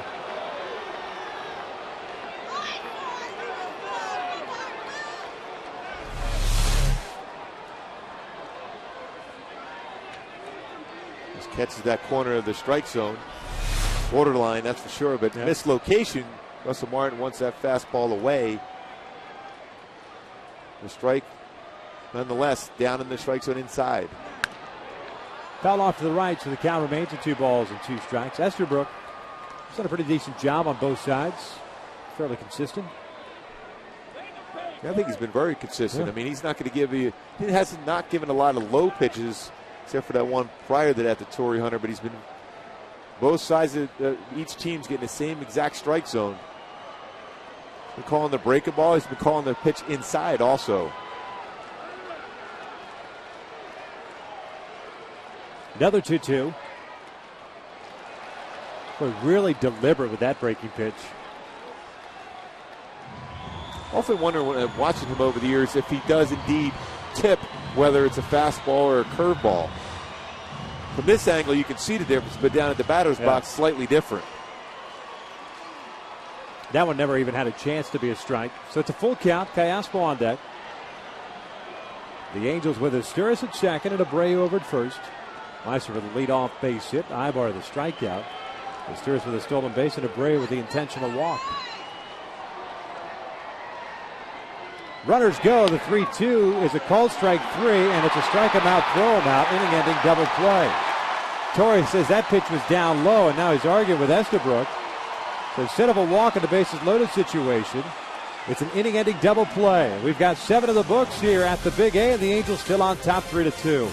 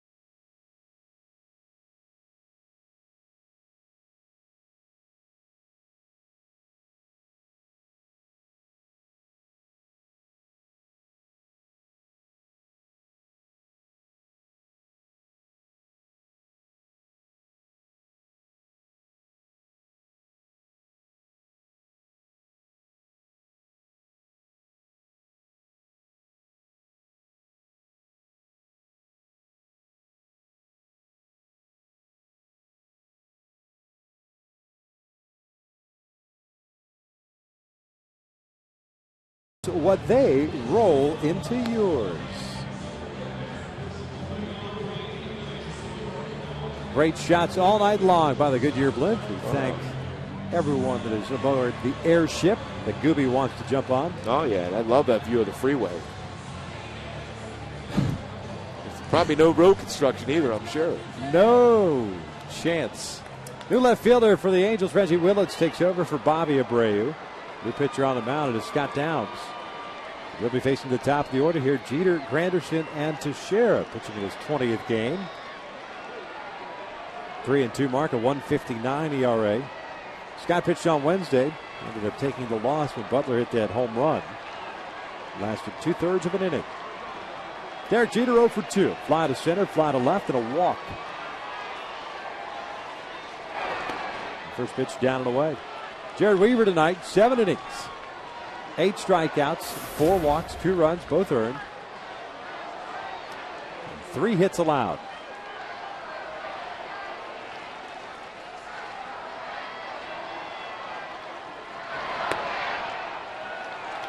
One ball, one strike.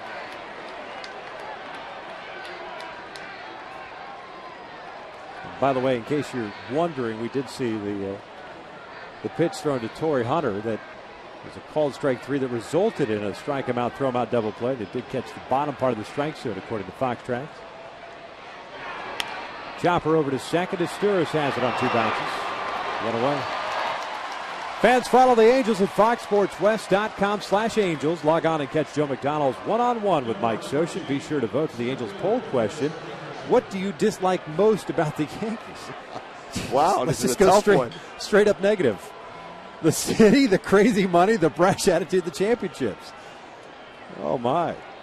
foxsportswest.com/Angels. Don't blame us. We don't write them. I know nothing. There's Curtis Granderson. I see nothing. I know the guys in the booth in New York at Yankee Stadium are great to us. Yes, they are. That's a tough question. Granderson is 0 for 3 with a fly to right, a couple strikeouts.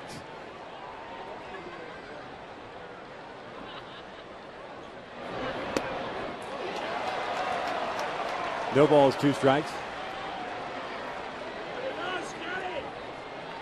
Oh, he's still looking forward to tomorrow night's broadcast when we get some of the results. Oh, I can't wait.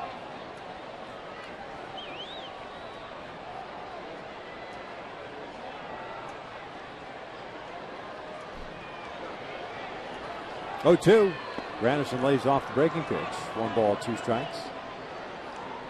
Mark Teixeira is on deck.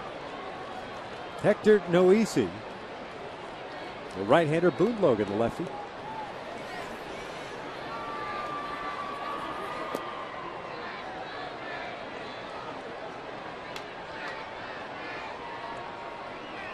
Swing and a miss. Down goes Granderson. 2 outs.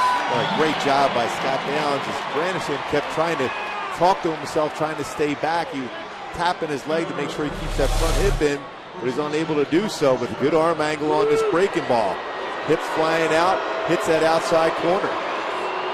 Just a great job. Difficult, too, for a lefty to stay in against Downs, but he's throwing across his body in that big swing on the breaking ball. It's one of the better breaking pitches we've seen from Scott. Good sharp break to it. Teixeira spins around to hit from the right side. 0 for 3. Ground out, a fly to right, a double play ball in the 5th.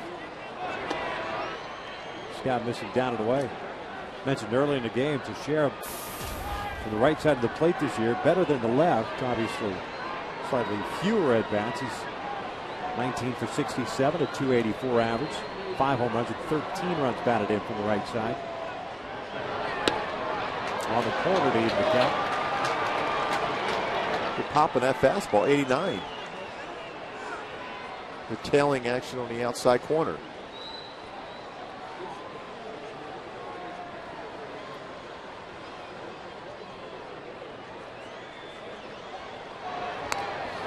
One and 2.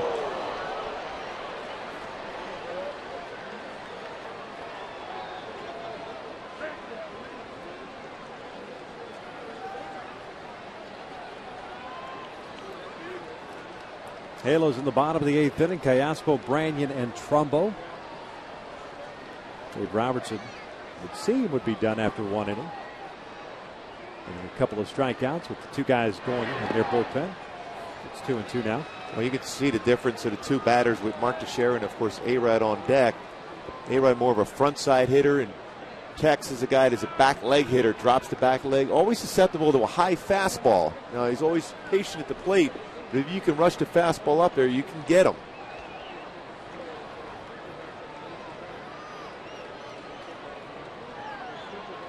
Two. Down and in, full count. Alex Rodriguez on deck.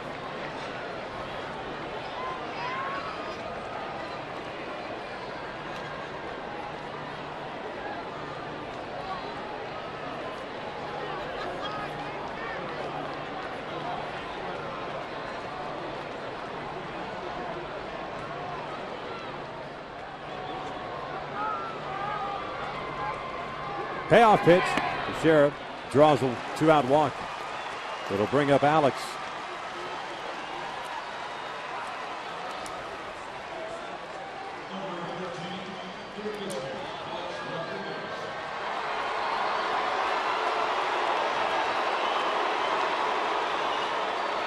Tough task here for Scott Downs.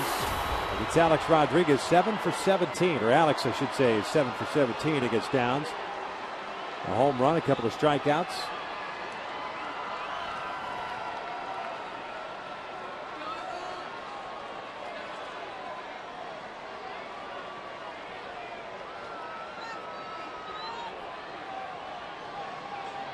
Trumbo playing in front of Teixeira at first. No balls and a strike. Alex tonight doubled and scored in the second, walked and scored in the fourth, struck out in the sixth. That makes it 1 for 2.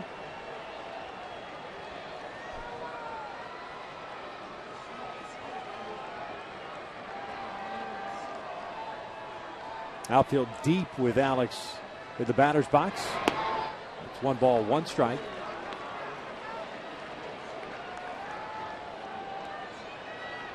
Borges playing Rodriguez a couple of steps the opposite way toward the alley in right center field. There's a huge gap in left center.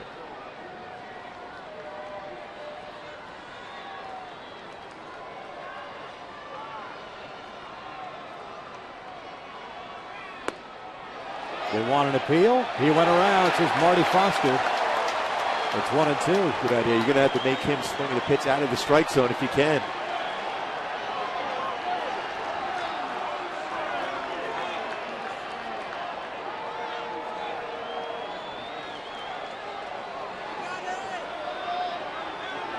So it's an intense game.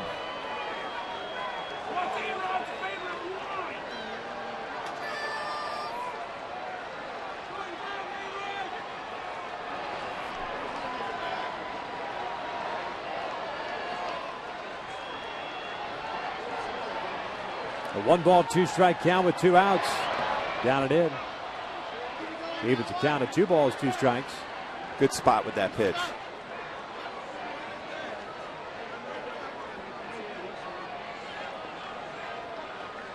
They have that flexibility being ahead of the count 1-2.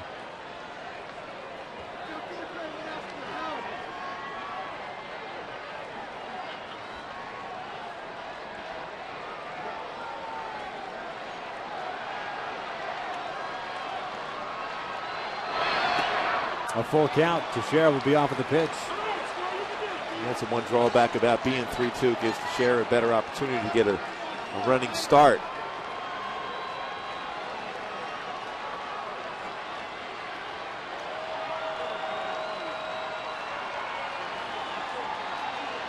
Robinson Cano on deck. 2 outs here.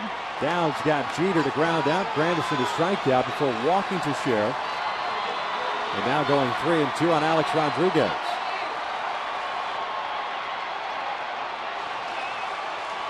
Teixeira goes a 3-2. Chopper toward third. Callaspo's got it. Goes a short way. And they got him at second base. The inning is over. Boy, Alberto really took a gamble there, but Scott Downs gets out of the 8th. We head to the bottom of the 8th inning with the Angels on top 3-2.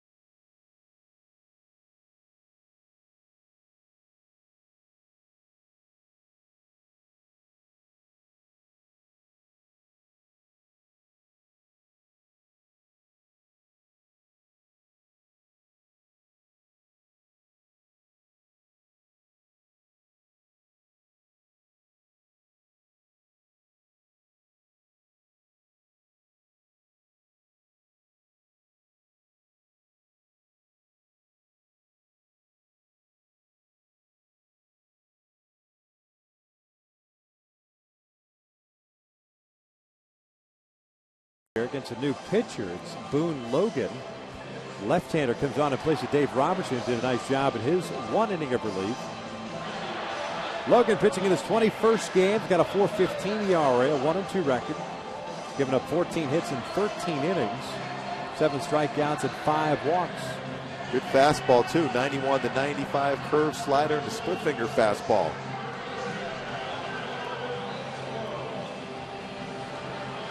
Well, the top of the 8th inning ended kind of in an odd type of way. It looked like Ibar wasn't even anticipating the play. They got to Sheriff, even though he was running on that 3-2 pitch. More times than not, you see a ground ball like that. Especially on that pitch, difficult getting out of the batter's box. For Alex Rodriguez, plenty of time to get him, but Teixeira was forced out at second, fortunately.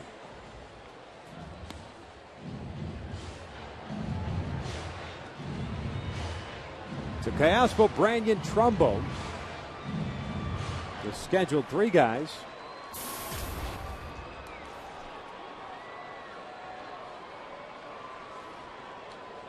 Alberto in this one 0 for 3. RBI ground out in the first, a fly ball to left in the 4th. Popped out in foul territory in the 5th. All 3 of those at-bats coming from the left side of the plate. Alberto from the right side this year, a .286 average. 9 of his 28 runs batted in, I should say now, with the one he picked up in the first, have come from the right side. And the fastball is down low. 1 ball, no strikes.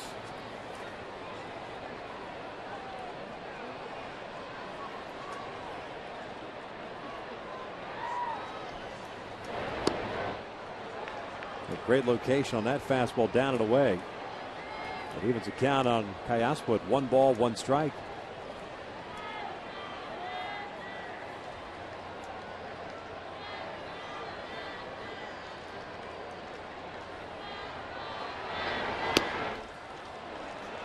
One ball, 2 strikes.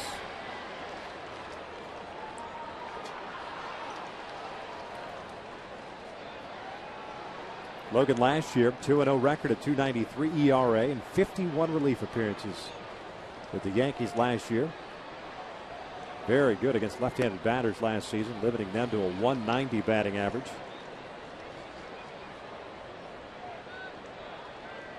He was on that shuttle to AAA, though, up and down 3 times last year.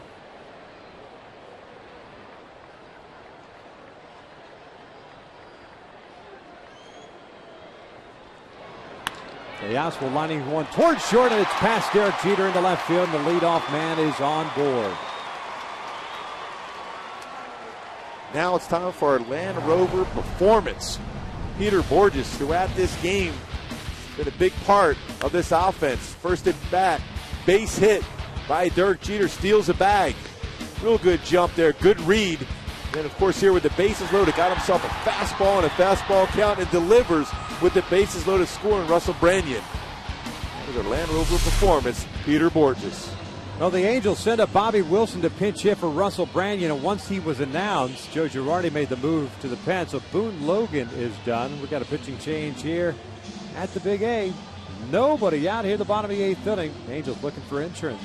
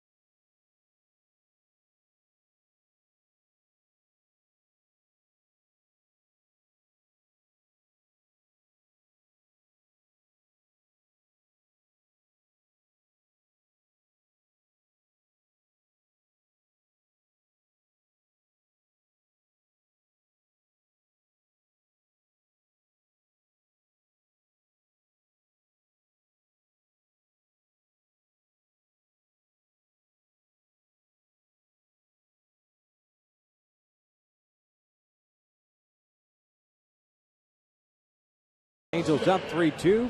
Angels with a man at first. Bobby Wilson will be facing a new pitcher as Luis Ayala comes into the game, pitching in his 13th game, 1-1 record, a 1.69 ERA. He spent some time on the disabled list from mid-April to early May with a right shoulder strain, but when he has been healthy, it's a nice job for the Yankees.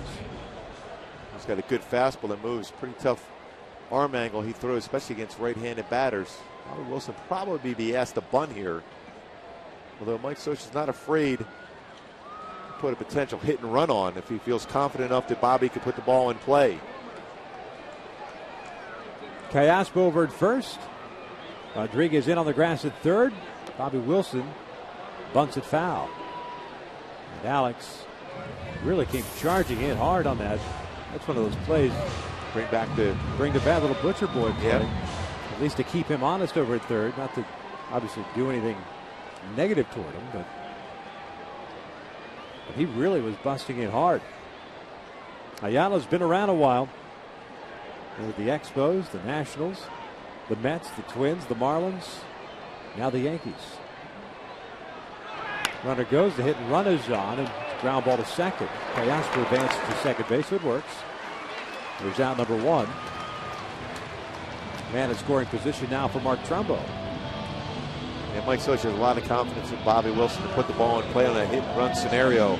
Especially more difficult for a bunt because I mentioned A-Rod coming right in. If he bunts the ball to him, he has a chance to force out Callaspo at second.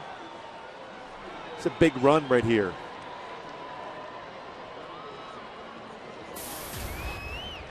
Trumbo 2 for 3. A fly ball to right, a single, and a double. Intentionally walk him in a righty-righty situation to face Jeff Mathis. And also set up a potential double play.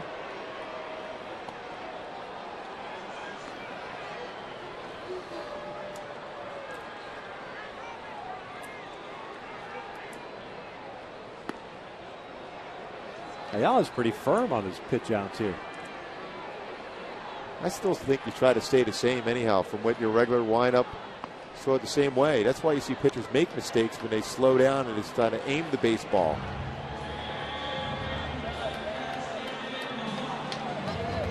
Fourth intentional walk picked up by Trumbo, so he's at first. Callaspo at second. Mathis to face Ayala here.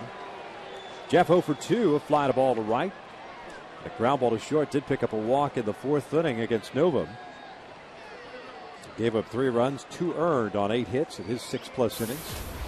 Robertson went 1 inning with 2 strikeouts. Boone Logan faced 1 batter. That was the leadoff single to Alberto Callaspo here in the 8th.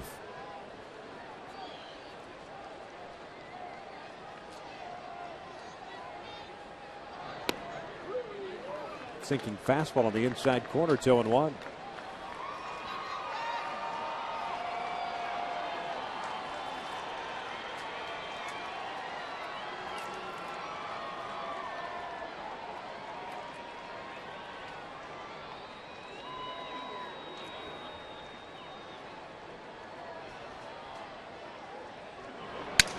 Broken bat roller to Teixeira. His only play is going to be at first.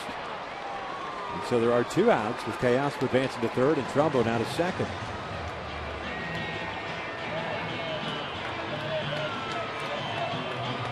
Peter Borges has had himself a very good ball game today. A couple hits, big RBI base hit with the bases loaded.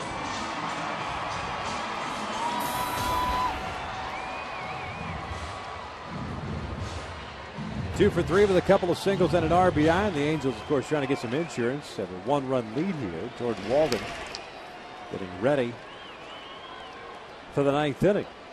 Cano, Martin, and Swisher are the scheduled 3 guys for the Yankees.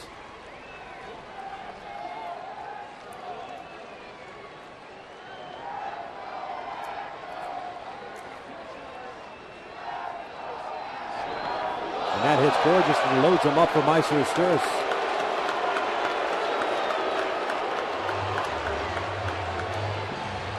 Well, Peter's not rubbing that, but that got him pretty firm.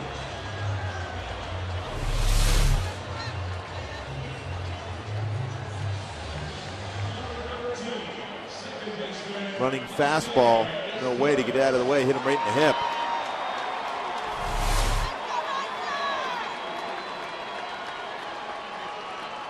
Third time this year, Borges has been hit. We got Cayaspo at third, Trumbo at second, Borges at first now for Meiser Sturis.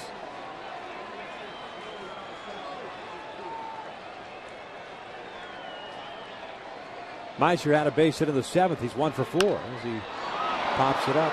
First pitch. And for the second time in this game, the Angels will leave the bases loaded. But we head to the ninth. Here comes Waldo with the Angels on top 3-2.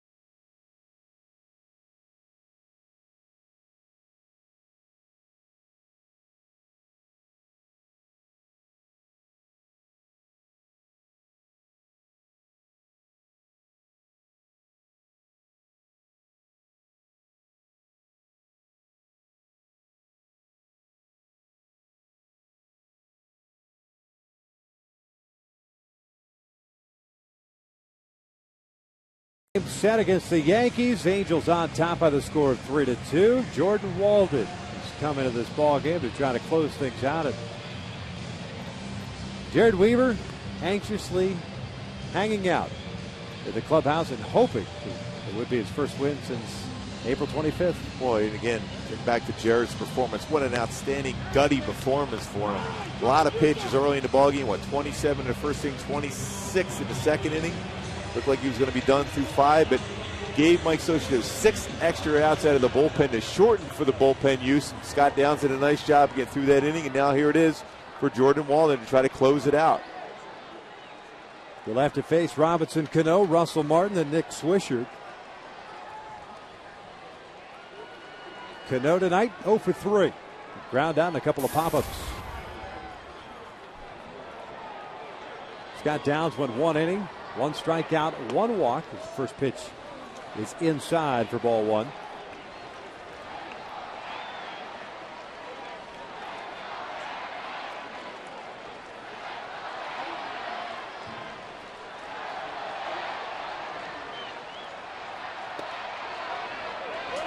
It's 1-1. Jordan last pitch Sunday. That was that shaky outing that he had against the Minnesota Twins, even though he picked up his 12th save. And 1 inning there, gave up 2 hits, 2 runs, 2 walks, and 1 strikeout. Location was the biggest issue for him in that game. The 1-1. Down and in. That may have gotten the shin guard of Mike Estabrook. And it's 2 balls and 1 strike.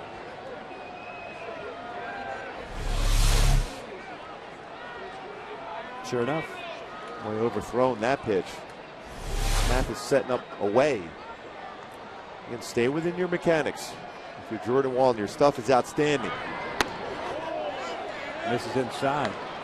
Well, Sunday, remember, he was missing away to left-handed batters or in on righties. Today it seems like missing in on lefty batters. Trying to find that right mix. Getting back to that trust factor.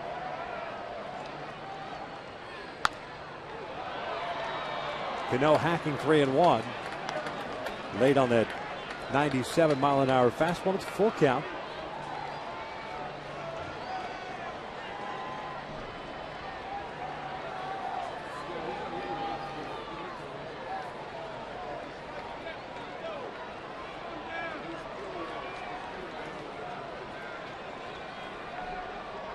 3-2. Oh, what a great pitch. Cano did a nice job of just fouling that one away. 99-mile-an-hour fastball. Outside corner at the knees. With movement, late movement. Very good hitter at the plate.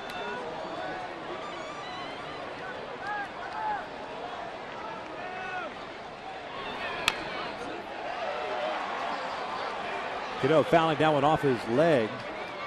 A pitch that was just in off the plate.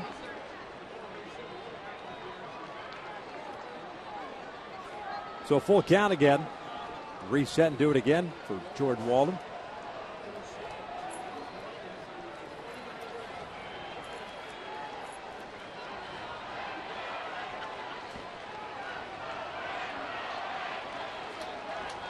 A 7-pitch at bat so far, trying to get that first down here in the ninth.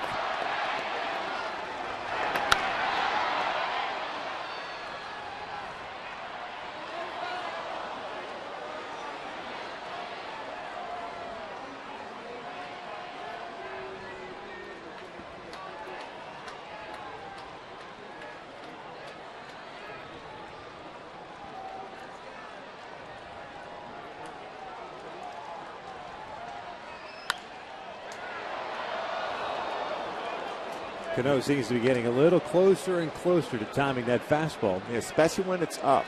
Now, that one pitch, about 2 pitches before that, it was a 99-mile-an-hour fastball that was down. More difficult to hit, but when it's elevated enough, all you got to do is just try to put the bat on the ball, and you can be successful. You got to stay down in the strike zone. Going to try to go with a slider here. Got him swinging. Down goes Cano. Terrific pitch by Walden. There's out number 1.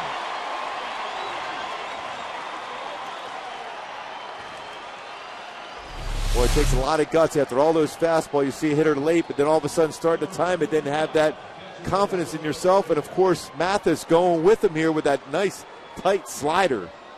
That's one of the better sliders that Walden has thrown this year. That's a true slider. Here's Russell Martin. 1 for 3, RBI single his first time up. Breaking pitch in there for a strike.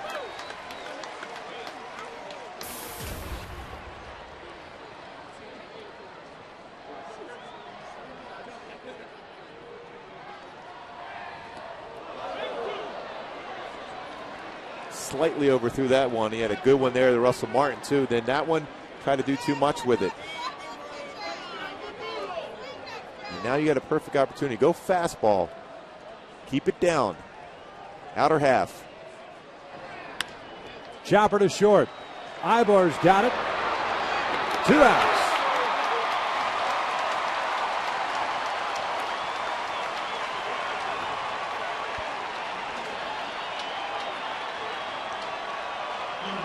That'll bring up Nick Swisher.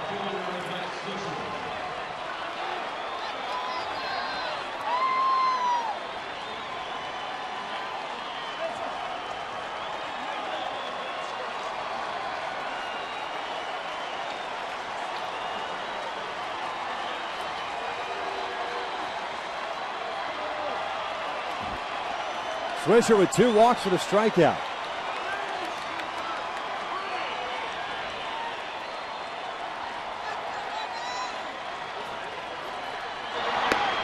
Fastball strike on the outside corner.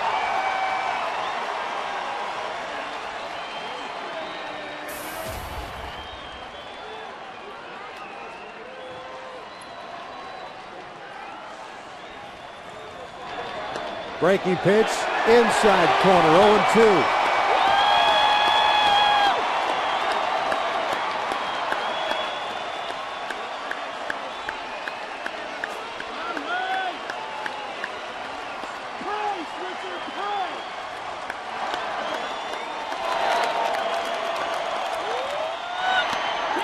Swinging, light that baby up as the Angels take game 1 against the Yankees to open up a homestand. 3-2 the final. What an outstanding victory against a very good club in the New York Yankees. What a feel this stadium had throughout this entire game, and Walden finishing up with some cheese up in the zone after a nasty slider to get Cano to start the inning. Jared Weaver picks up his first win since April 25th, his 7th of the year. Nova takes the loss, and Walden with his 13th save. For Mark Gubers and the entire crew, I'm Victor Rojas. We thank you for watching. Stick around as Angels Live is coming up next.